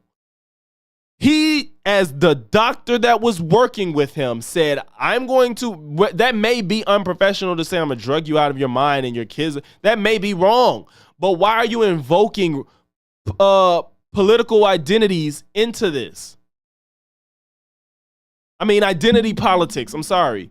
Why are you bringing identity politics into a relationship between a doctor and their patient? I'm that boring that you fell asleep on me? Dang, bro. Maybe it's time to do self-reflection. If the collective are telling you something, Candace, maybe they're right. Narcissists are never wrong. Right. Like, even when she was wrong, she was like, yeah, sure. It was just as if I'm going to just let you have it. Specific black people. I'm giving myself as an example. And there's not the same response. Like, why wasn't Rabbi Shmuley trending for 2 years over what he said? I don't really, to be honest with you, we're going to come to Rabbi Shmuley, and I might share a lot of your views about Rabbi Shmuley, but the point that you seem to be wanting to move on from and deflect from. I'm not moving on from it. I'm telling you that I had your no response, information. your response was to Kanye saying, when I wake up, I'm going DEFCON 3 on Jewish people. Piers, you've said this 3 times. And we I know, talked because about You didn't answer. What do you mean? You're not answering it. I told you the reason why I said that because I was aware of multiple people in his life that were doing something. There's no point in belaboring the point. I've answered your question. You cannot accept it. I'm simply asking you, when you say if you are an honest person, you did not think this tweet was anti-Semitic, you're saying that I'm dishonest because I believe what he said was anti-Semitic. And I think that's I'm saying that. Well, first off, just to start back at the beginning of this interview, I think you're dishonest for a lot of other reasons. So please don't harp on this one. This little dig that was unnecessary. But yeah, because you flip flop on your positions the entire time. That's the reason why I tweeted those things about you. But everything, COVID, you flip flopped on COVID. I hope he come back because he's finna let her just completely go off the rails. I think you flip, and she did it on purpose. Candace, I believe she did that on purpose. She let's talk. Well, I call you dishonest for other things, but you're saying he would be in the category of dishonest regarding this tweet, and now you're like, I call you dishonest for other things. Like you flip flop on so many positions. She knew he was gonna bite because Pierce is confrontational. She knew he was gonna bite at that, and he said, like what? She knew. She's smart, but not for the reasons y'all think she is. You flip-flopped on BLM. At 1 minute you were supporting BLM, and then you're like, my son's out protesting. It's amazing. And then when they're burning stuff down, I don't find you to be. Well, obviously he can support BLM for the protest, but not support the rioting, Candace. But you're incapable of seeing the nuance in anything. Sorry. Someone that actually takes meaningful risks and says what you believe. You kind of take both positions all the time. Well, actually, I'm not an ideologue about any of it. So don't pretend that the first time I ever suggested you were dishonest. I'm not an ideologue about any of these things, right? So you want me to be an ideologue? You want me to stick to one side on everything? No, I'm just saying that it seems like once the what you're saying. Don't say no. Conversation cracks, and this is a lot of people in media. They don't take risks. They deliver the government talking points. So if you don't agree, it's the government talking points. And why do you have to take a risk with your take? Why would you? What is this thing where you have to take a risk with your take? That don't even make sense. And then that's stupid. It sounds like you're doing it because it's not. It's literally because it's wrong. You want to take the risk. Move once it kind of becomes okay to question the government. So COVID, this was the prevailing narrative. Says the actual talking head, the one who spent $10,000 million to go to college. I'm sorry, Candace, you didn't literally. What did you do? Show me I spent $10 million. The person that went to college to be a journalist and can't do any real journalism. If you don't do the vaccine, blah, blah, blah, blah. And then all of a sudden now we're finding out that, and you would have called someone like me, anti-vax, trying to kill someone, all of these things. Well, I didn't get the vaccine. My family didn't get the vaccine. And now we're on the other side of this thing, and people are like, well, maybe I had it wrong. Maybe I have some regrets. What do you think I've expressed regret about? Going with the mainstream narrative in the beginning. Just keep talking. What do you think I've expressed regret about with COVID? Well, let me ask you, are you still standing by all the stuff you said about people being idiots for not getting the vaccine? Yeah, the only thing I changed, because the scientific advice changed, and I've accepted that if there was another health pandemic, I would not rush to accept scientific advice in real time as actually 100% irrefutable, never to change. No, I sped the video up because it's a longer video, bro. Because science is... Yeah, he let her do it because he wanted to bite at her saying he's dishonest for other reasons, because Pierce is confrontational, and she knew that. That's why she threw that out there to completely get off of the topic. Evolves, and especially in a health emergency. The one thing I have said I changed my mind over, because the science advice changed, was that originally they advised that if you had the vaccine, then you could not transmit the virus. And I was then very censorious towards people who simply refused to have the vaccine because I said, it's not about you. It's actually about your ability to transmit it and maybe infect more vulnerable people. And I thought it was selfish. Well, that's a pretty big change. Well, hang on, let me finish. No, it's not. It's reasonable because he said, like, most of us haven't lived through I don't know if anybody alive has lived through a real pandemic like COVID. This is a first for everybody that's been on Earth. For everybody that's on Earth right now. This is the first time something like that happened. And like in real time, it's hard to understand things. Some people did think a vaccine was going to keep you from never ever getting it. And that's not how vaccines work. But Pierce is saying that I learned that I can't just trust the day one things the science says on certain things because it changes. Some people, I think that's reasonable. A lot of people have never been through anything like that, and they didn't know that, like, if they come out one day and say, you don't need a mask, and then the next day they're like, you need a mask. The problem is that they were telling us too much at the time. They were telling us too much. Therefore, people was running with it, and they didn't think that it can change, you know? Her smile's like she's proud of herself. It is funny that she looks so happy at this point, but the whole conversation is nothing like this face. But a lot of people didn't know how science works, that it changes and you get updated and you learn things. We don't really see it in our lifetime in that fast, usually.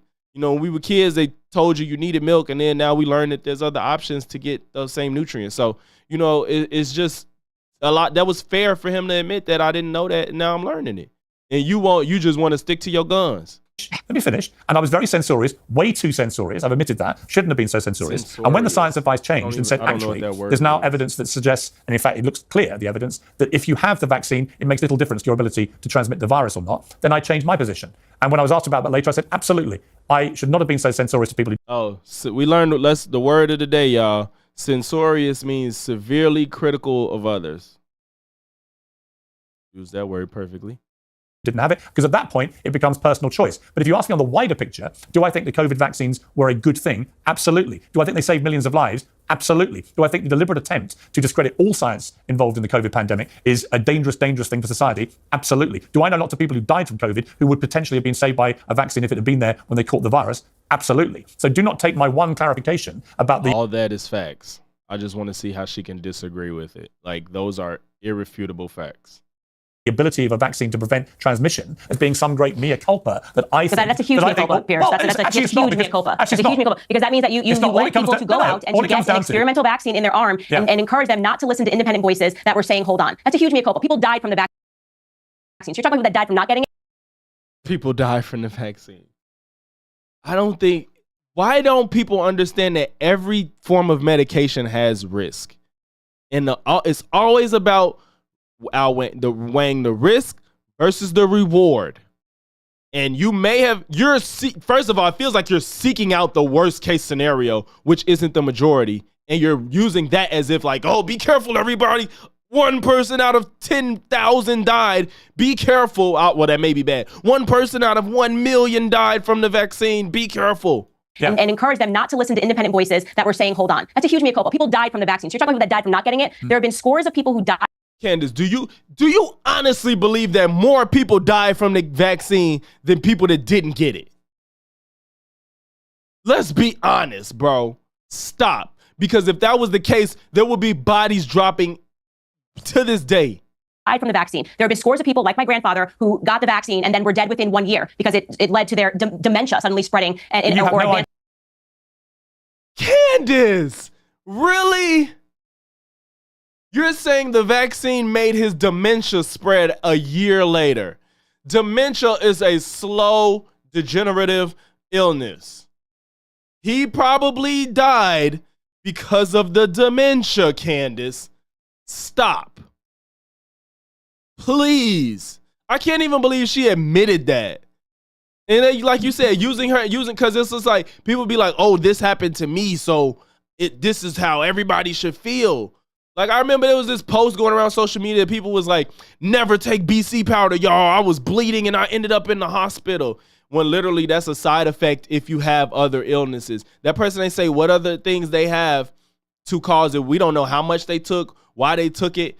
And it's just like, people like, oh, y'all be careful with BC. It's like, y'all, every medication has side effects. You need to read them. You need to understand your body and understand the circumstance that you're in.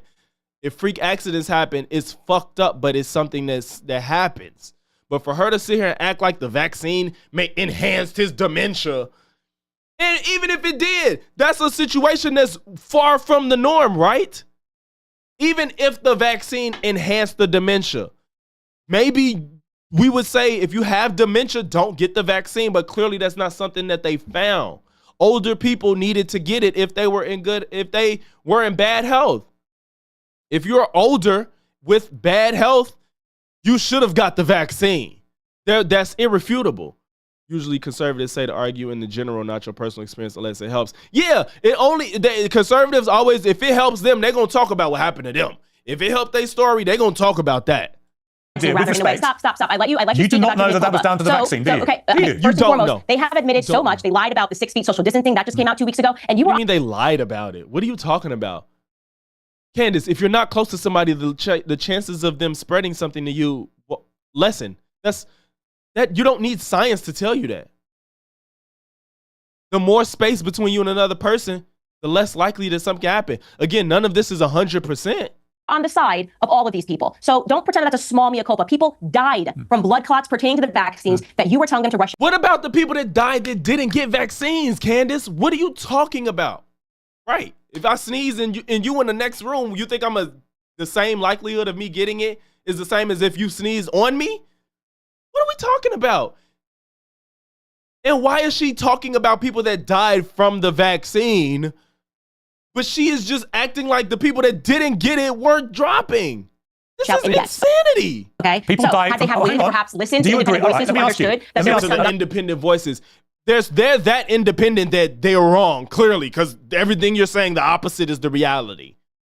The small, the independent voices. Why are you listening to them? Why are they more credible than every other scientist and doctor that you're probably going to see? You think everybody is working for the government that you think wants to kill us all or something? Okay. No, I'd like you to talk about your mea culpa. Had they have paused and listened to independent voices who have, I think, probably a greater strength when it comes up to standing up to government initiatives, because we recognize the government is not our friend, and we recognize the government is not trying to save our lives. Maybe those people would be alive. Maybe my friends who had miscarriages and my friends who were saying that it was impacting. Candace, now they cause miscarriages. Women have miscarriages quite often. And we don't know why all the time. What are we talking about? Exactly. That's what I hate about people like this, like these conspiracy. The government wants you to be a sheep. The government wants to kill you. The government can't exist if everybody is sick and dead. That doesn't make any sense. That doesn't make any sense. Nothing will work if everybody's sick and dead. They'd be like, oh, if you stay sick, you stand. It's just a circle that doesn't make any sense. Oh, if you stay sick, they make money by keeping you alive, but making sure you don't die. But if you stay sick, then you can't work. It's like they want you to be a sheep and be not successful. Like all these things can't work in tandem. That's why it's ridiculous. None of this shit works cohesively. How the government want to make us sick to keep making money? How the government want to give us COVID to keep us sick to shut the world down? It's just all this shit don't make sense. Their menstruation until the government was ready to admit that 7 months later. If you had listened to people that were telling you their own. And then they say the government, and it's like, what part of the government? They're gonna be like, all of it. You think all these people, millions of people that work for the government across all branches, are all in this secret cabal, and they're all in the room rubbing their fingers together, like, what can we do next to destroy the America that we want to keep alive? This is ridiculous. Experiences. Someone that went completely blind in one eye because of some weird ocular clots. So don't pretend that's a small.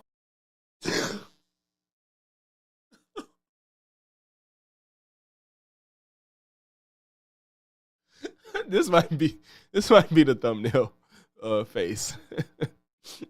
This might be the thumbnail face. This woman is insane, bro. God damn. Small thing. I'm happy to accept that you changed your mind, but don't pretend it's a small thing. People died from the vaccine. It's a small thing.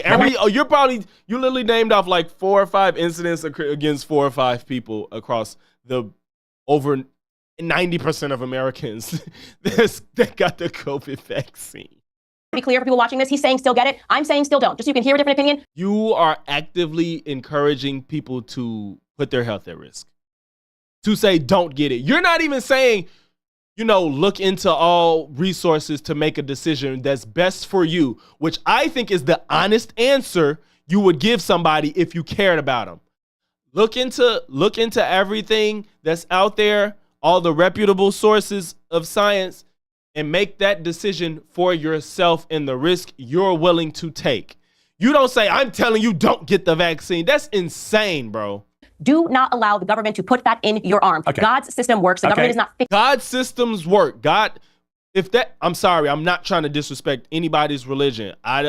That's not what this is about. But I'm sorry, Candace, why isn't God curing cancer? Why haven't we found a cure for all these illnesses that we just get? Why are people still having miscarriages, Candace? Don't say it's only because of vaccines, because women have miscarriages for absolutely God knows what reason, Candace. But stop. God's systems work. What are you saying? If that was the case, we wouldn't even have these diseases and viruses. Why are you saying that? This is like a unhinged psychotic breakdown she's having right now. This is crazy. And y'all think this is who y'all want to represent y'all? Fixing you in any regard. And do you feel the same way about the flu shot? God's system. Yes. Oh my gosh, I haven't gotten a flu shot since I was like 12. Okay, and things like polio and measles and all the other shots. Yeah, that I we I don't get the flu shot either. I just take the risk. I'm sorry. It's just fucked up, but it's I don't care. But I'm taking that risk. Just let's skip to the point. You might know this. I don't vax my children. They are not vaxxed. We travel the world. My children never. I really hope that Candace kids don't. Measles is coming back because people don't want to vaccinate their kids, and like that's what I'm saying. Like measles been gone, but now this anti-vax stuff has been growing over the past years, and they think it caused autism and all this crap. And measles is coming back. I really hope her kids never catch anything like this because that's terrible. I knew she was gonna say, God, why is God allowing kids to die by the bombs? Can he stop it? Yeah, God's got it. Like, what are we saying, Candace? God's systems work. That was just the most insane thing I've ever heard. I don't know of any Christians that would say something like that. That was just crazy, bro. Sick. I am proudly, as you media terms, an anti-vax. I'm very aware of the psychological means of coming up with names for people for making sensible decisions. I don't believe, big pharma is not. You are Big pharma is very much, in my view, getting in the way of God's design. I fundamentally, listen, I absolutely... Getting in the way of God's design. God's design is, wouldn't you argue that God would design so these things can't happen? Are you basically saying, like, if you get sick, don't do nothing because it gets in the way of God's design? If you freaking get, COVID, just don't do nothing? Just let God have it? Candace, what are we saying? Respect your right to do what you want for your children. I did the complete opposite for mine. I believe that all vaccines carry risks. By the way, paracetamol carries risks. Ibuprofen carries risks. Any medication, you will find instances of side effects and deaths. Every medication in the world that's ever been created. But do I think overall that COVID vaccines save millions of lives and were an incredible thing done at warp speed in the middle of a desperate pandemic that was killing thousands of people every day? Absolutely, I do. So you and I disagree about that. Wrong. Well, you and I disagree about that. How is he wrong? We don't have to disagree on that. But here's the beauty. We don't have to agree about it. How is he wrong? Everything he said was correct. Provably. So chickenpox shot. Yeah, like she's like Candace, I know you take an ibuprofen. I know if you cramp, maybe you don't, but you probably take something for certain ways that you feel throughout the day. Like, what does she mean you're wrong? That's absurd. That's right. Right? But I wish that when you said you were being censorious, I wish that you would have allowed people who strongly disagreed to present their arguments at that time, because I think that a lot of people who are now struggling and getting blood clots and things of that nature, their lives could have been saved. I don't disagree with you. I had a lot of people around me dying from COVID in the most hideous, horrendous circumstances. The co-presenter of the show. Right. So if we're supposed to take your stories as fact and listen to you, you know what I'm saying? Are you going to take his story and listen to him and take his word as fact? Hold on, y'all.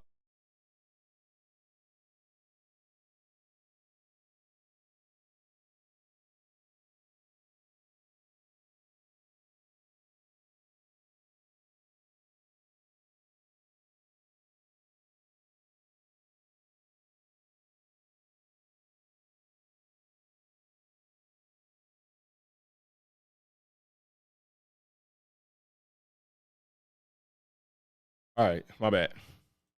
The morning show I was doing, her husband went into a coma and never really came out of it, and sadly died a few months ago after 4 years. Right? Had there been a vaccine when he got the virus in March in the first live with the Amish. They want all of us to live.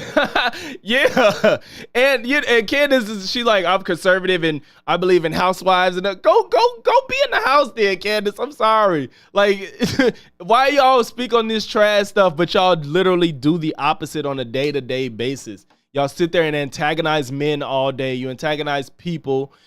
I don't see you with Candace.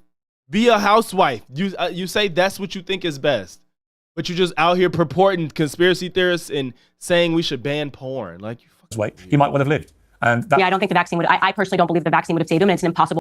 Why? Why do you think the vaccine will kill people, but you don't think it'll save anybody?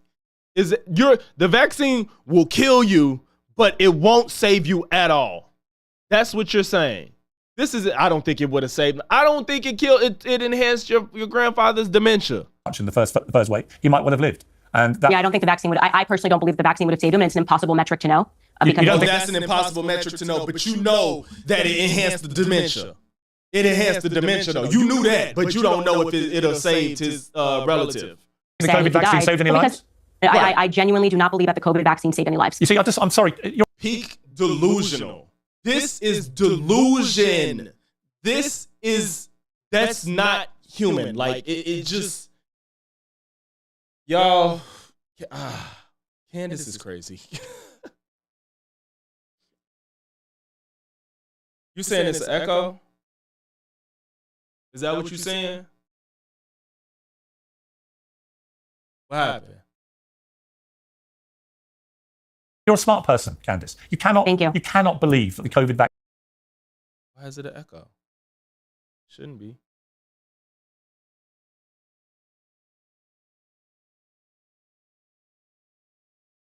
Did you do that?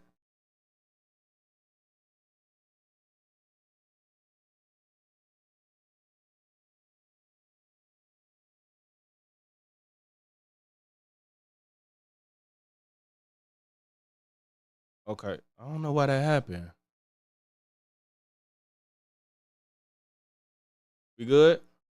Is it still an echo?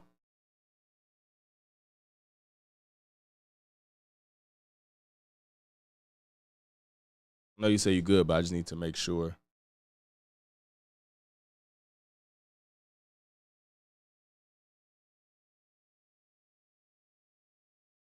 Okay.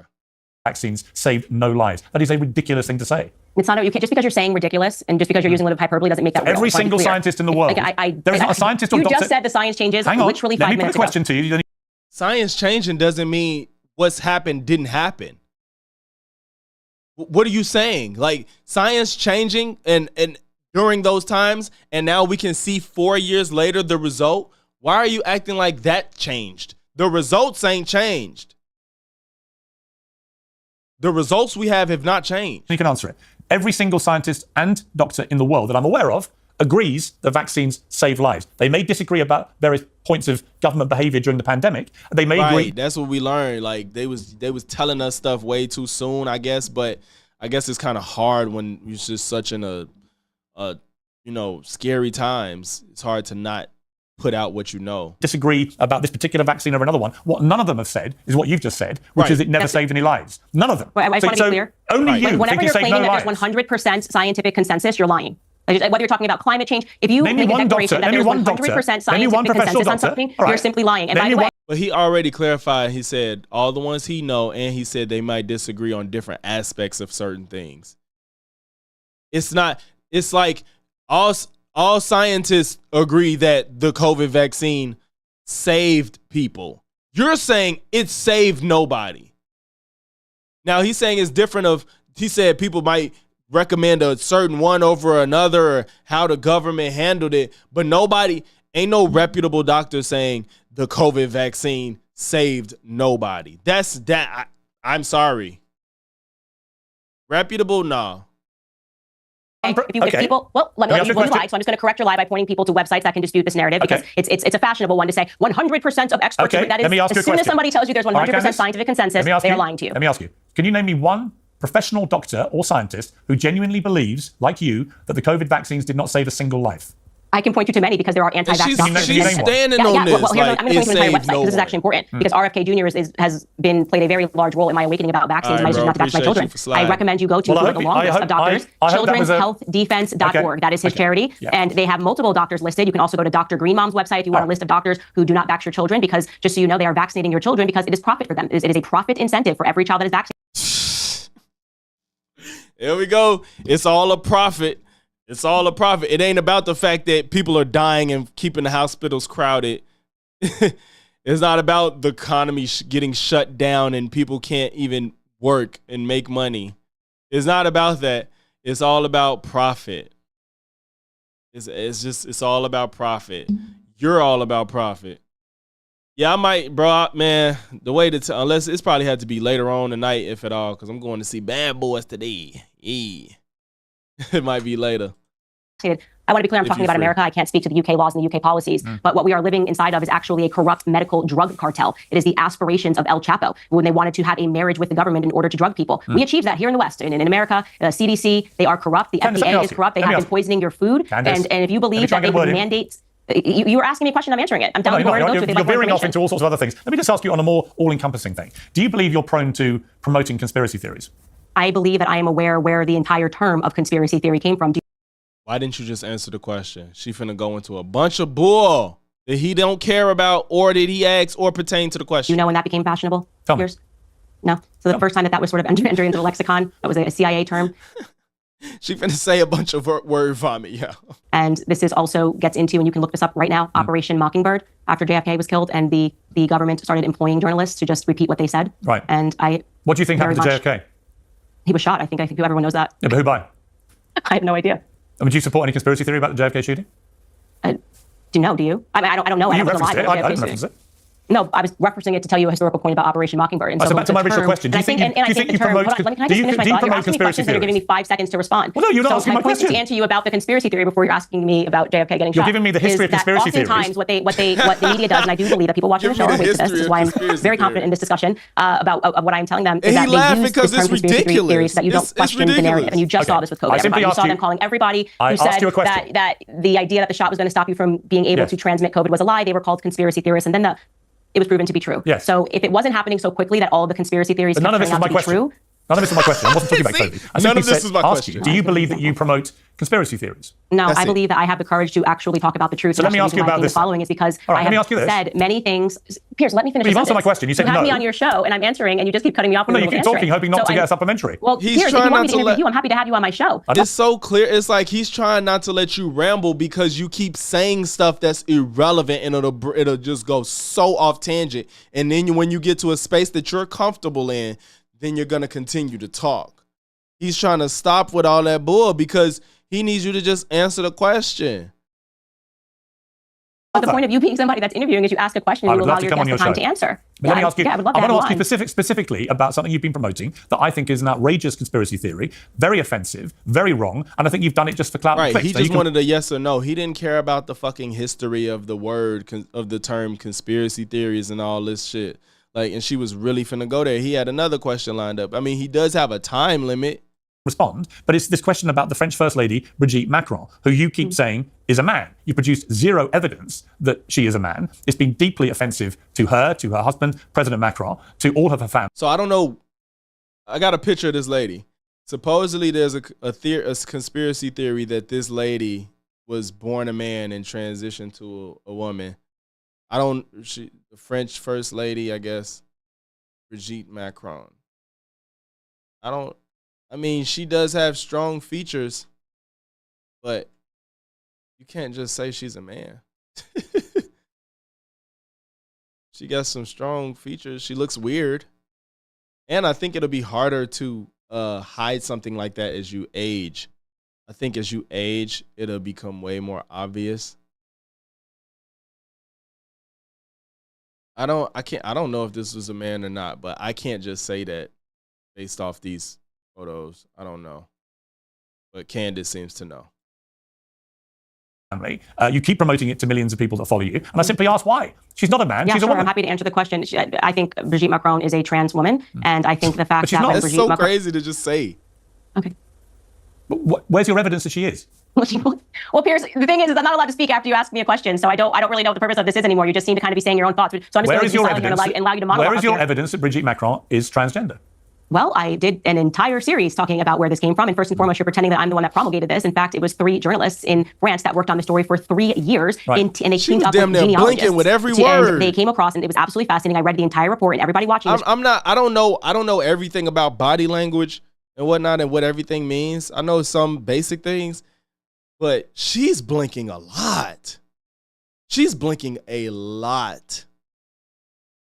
It's sped up, but you can tell those blinks is just like not normal. Piers Morgan giving you a bunch of adjectives. Ridiculous. It's awful. I can't believe that she's saying this. Why don't you go pursue a primary source? Why don't you go find the articles that were written by the French journalists? Because this did not come from me. This came from French journalists. And while they were working, let me finish the statement, Piers. Okay. While they were working on this piece, the Macrons sent their secret service to interrupt this. This is not a normal thing that you do when somebody's about to publish a lie. You would just say it's ridiculous, publish it, and we'll dispute it. They sent the secret service to intimidate these journalists. They took their phones, they held them, they wanted to know everyone who was working on the piece. And what they uncovered was absolutely fascinating. What they uncovered was the fact that Brigitte Macron, who alleges that the person that they are saying is her is actually her brother, who's never been seen and who they never produced, that Brigitte Macron lived as a man for 30 years and then transitioned at the age of 30. So he's trying to tell you this is crazy, this is wacky. Why don't you just go pursue a primary source? I'm not the primary source. It would be very easy to dispute this. All Brigitte Macron would have to do is produce a single photo of her in the first 30 years of her life, or to go on a little walk with her brother. I think it's kind of crazy to even tell somebody like, we think you a man, so show us a picture from your childhood to prove that you're not. I think that's kind of crazy to even purport.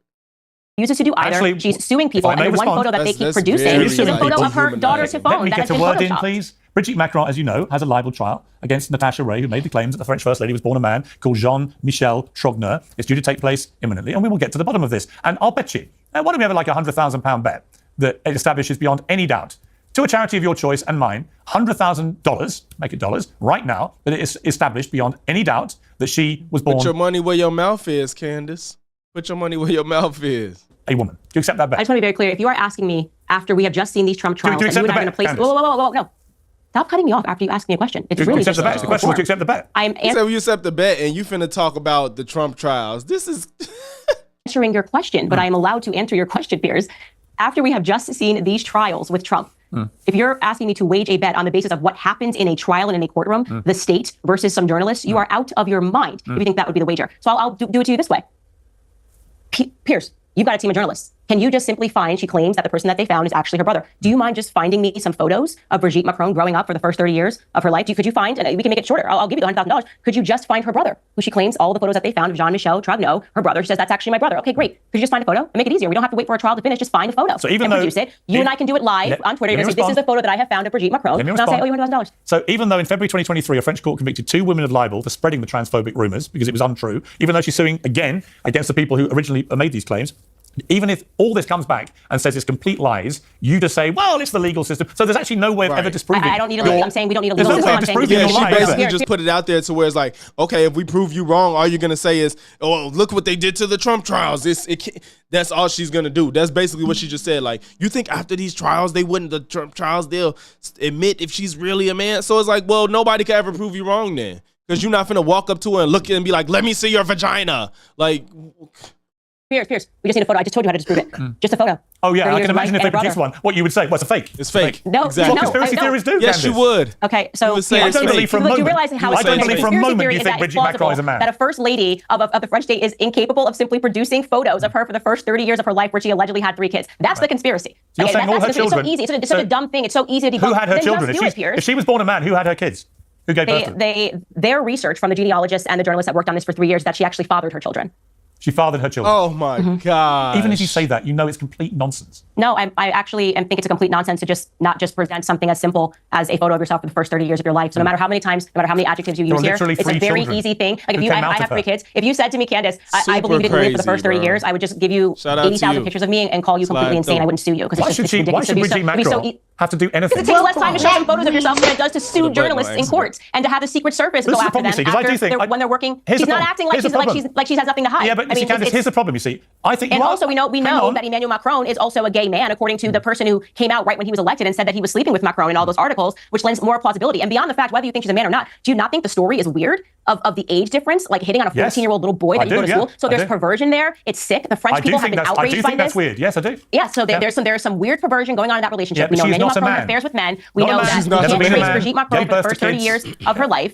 It seems pretty simple to just come out and say, like, there's something weird happening in that relationship. Candace, here's the problem. You see, I do think you're a smart person. I do think you're a compelling talker. I understand why you have a big following. And you make a lot of interesting points about all sorts of issues, right? I do genuinely believe that. But when you set your stall, you actually said here, I would stake my entire professional reputation on the fact that Brigitte Macron is in fact a man. You tweeted that in March. Wow. That's the problem. In that second, with that statement, your entire professional reputation goes up in smoke. Because it's a complete you have not load of proven anything. You have an entire. You're just using adjectives here. All right, Joe Biden's a woman. Show me the proof he's not. We are living in Show me the proof Joe Biden's not a woman. That's deep that she would go that far. Show me the proof Donald Trump isn't transgender. There's tons of photos of Joe Biden growing up. I think Donald Trump was born a woman. Show me the proof. Okay, there are tons of photos of Trump 20 years ago on Oprah. What are you saying? That's why I'm saying it's this easy. You don't believe this. You've just done it. You've just done it to run riot with a conspiracy theory.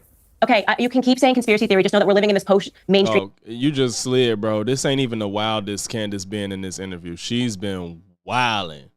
Media world, so it's not going to discount people are not going to stop listening to me. In fact, what's going to happen on the basis of this interview is more people are going to go pursue the primary source and read the report of these 3 journalists that have been harassed by the state. I hope they do. Stop cutting me off. Exactly, because they cannot trust people like you to just keep calling everything conspiracy theories. It's not going to impact my platform whatsoever. In fact, while you were peddling conspiracy theories, whether that be BLM or COVID, I was the person that was telling them the opposite, and those things turned out to be true. So what's actually happened is that I have built up a repertoire, someone that they can trust because they know that I don't just say what the state wants me to say, and that I'm willing to question things. What I have said on my platform multiple times is I'm willing to say that this report has been disputed. It just simply hasn't been yet. It's messed up. YouTube, I don't think YouTube showed your chat because you said the word vagina, which that's the proper term. I don't know why it won't come up in the YouTube chat, but I see that you said it here. I couldn't see it in the YouTube chat part. He said, I just came into chaos. But that is crazy if that's what you came in on me saying with no context. That's insane.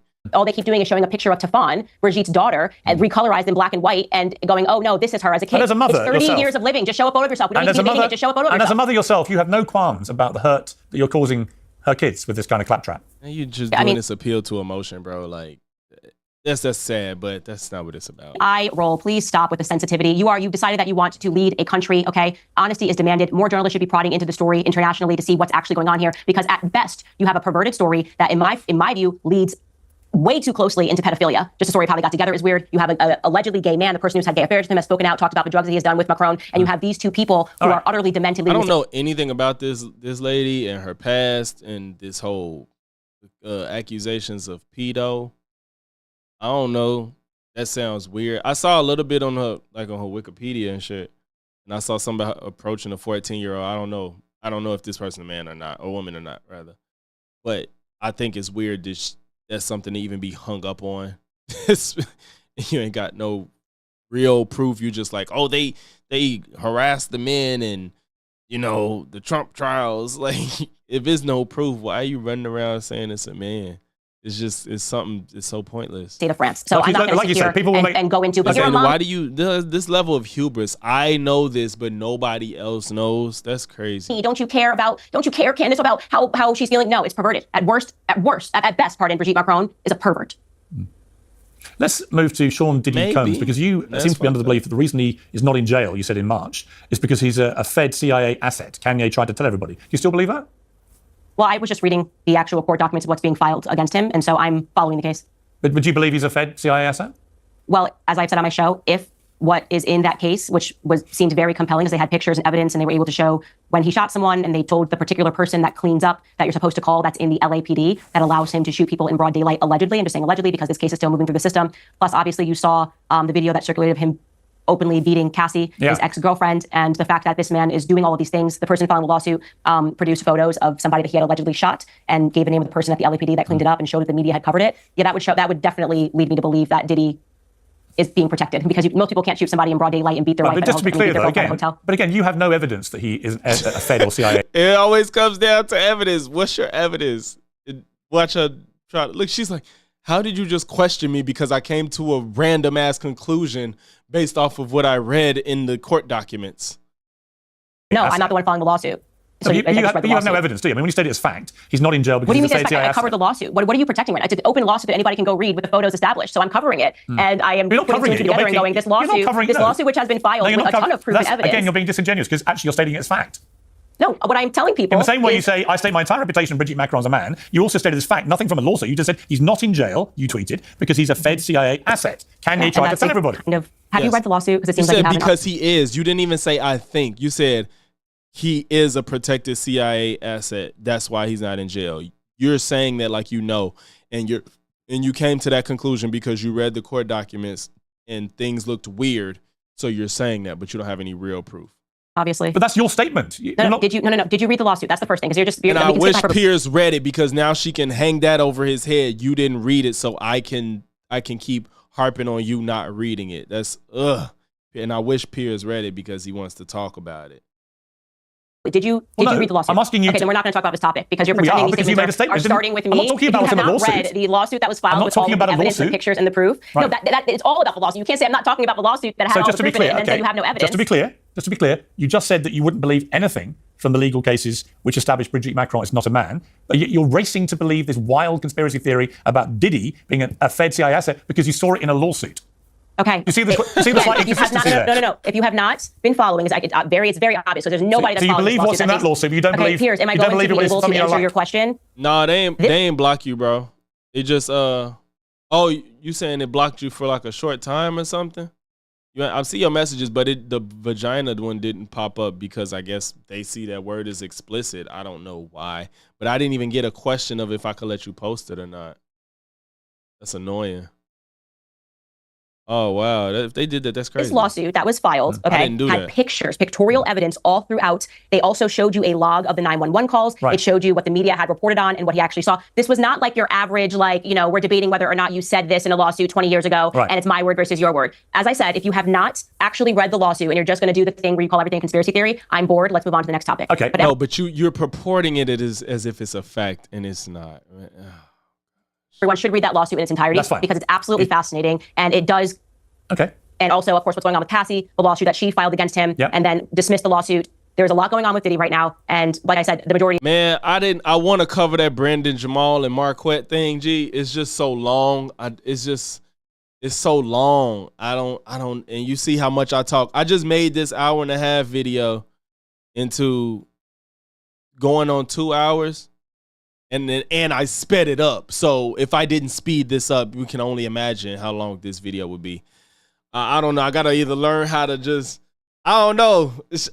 I wanted to cover it. I do want to cover it, but at this point, it done got old and it got milk. Yeah, bro. I saw all that. I just don't know. At this point, it's kind of old, so I probably just had to just miss that train, man. I couldn't get to it. Work.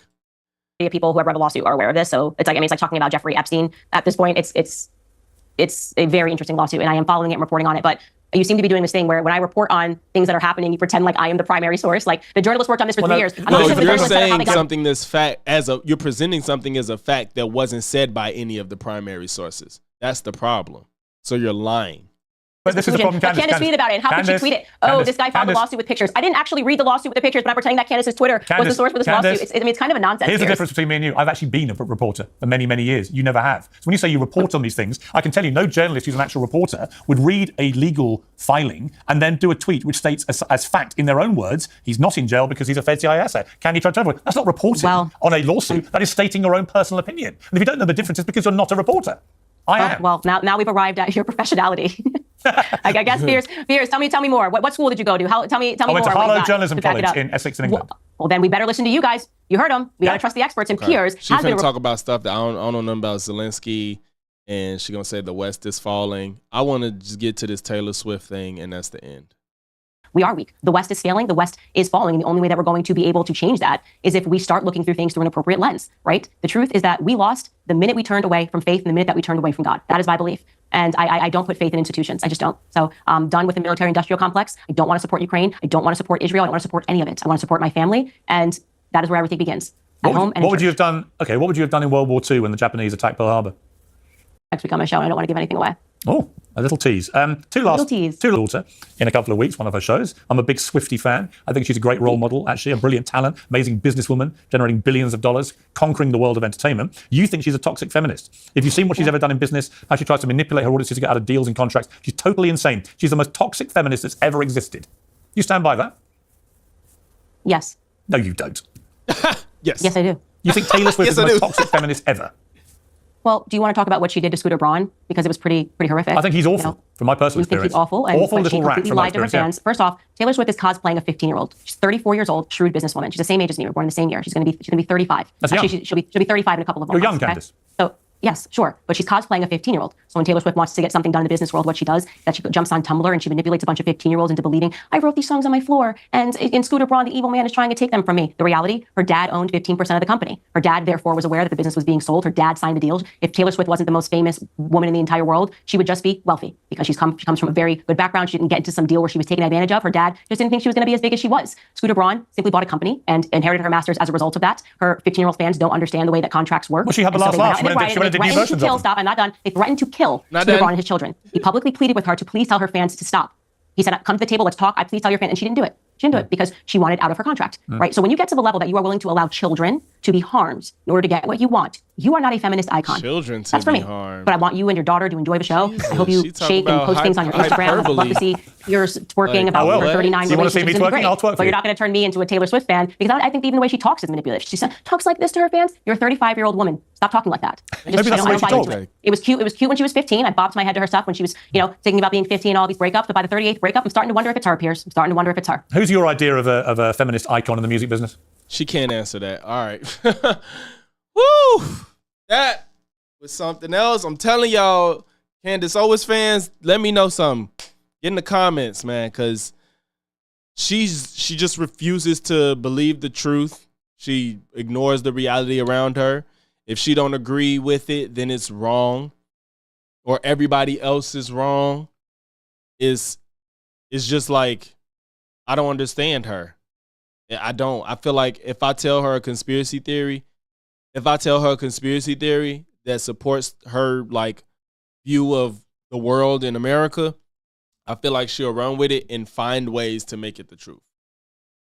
Like if I told her they was extracting brain cells out of people to make like zombie clones of them, she would go and look into that and come back with saying it's true.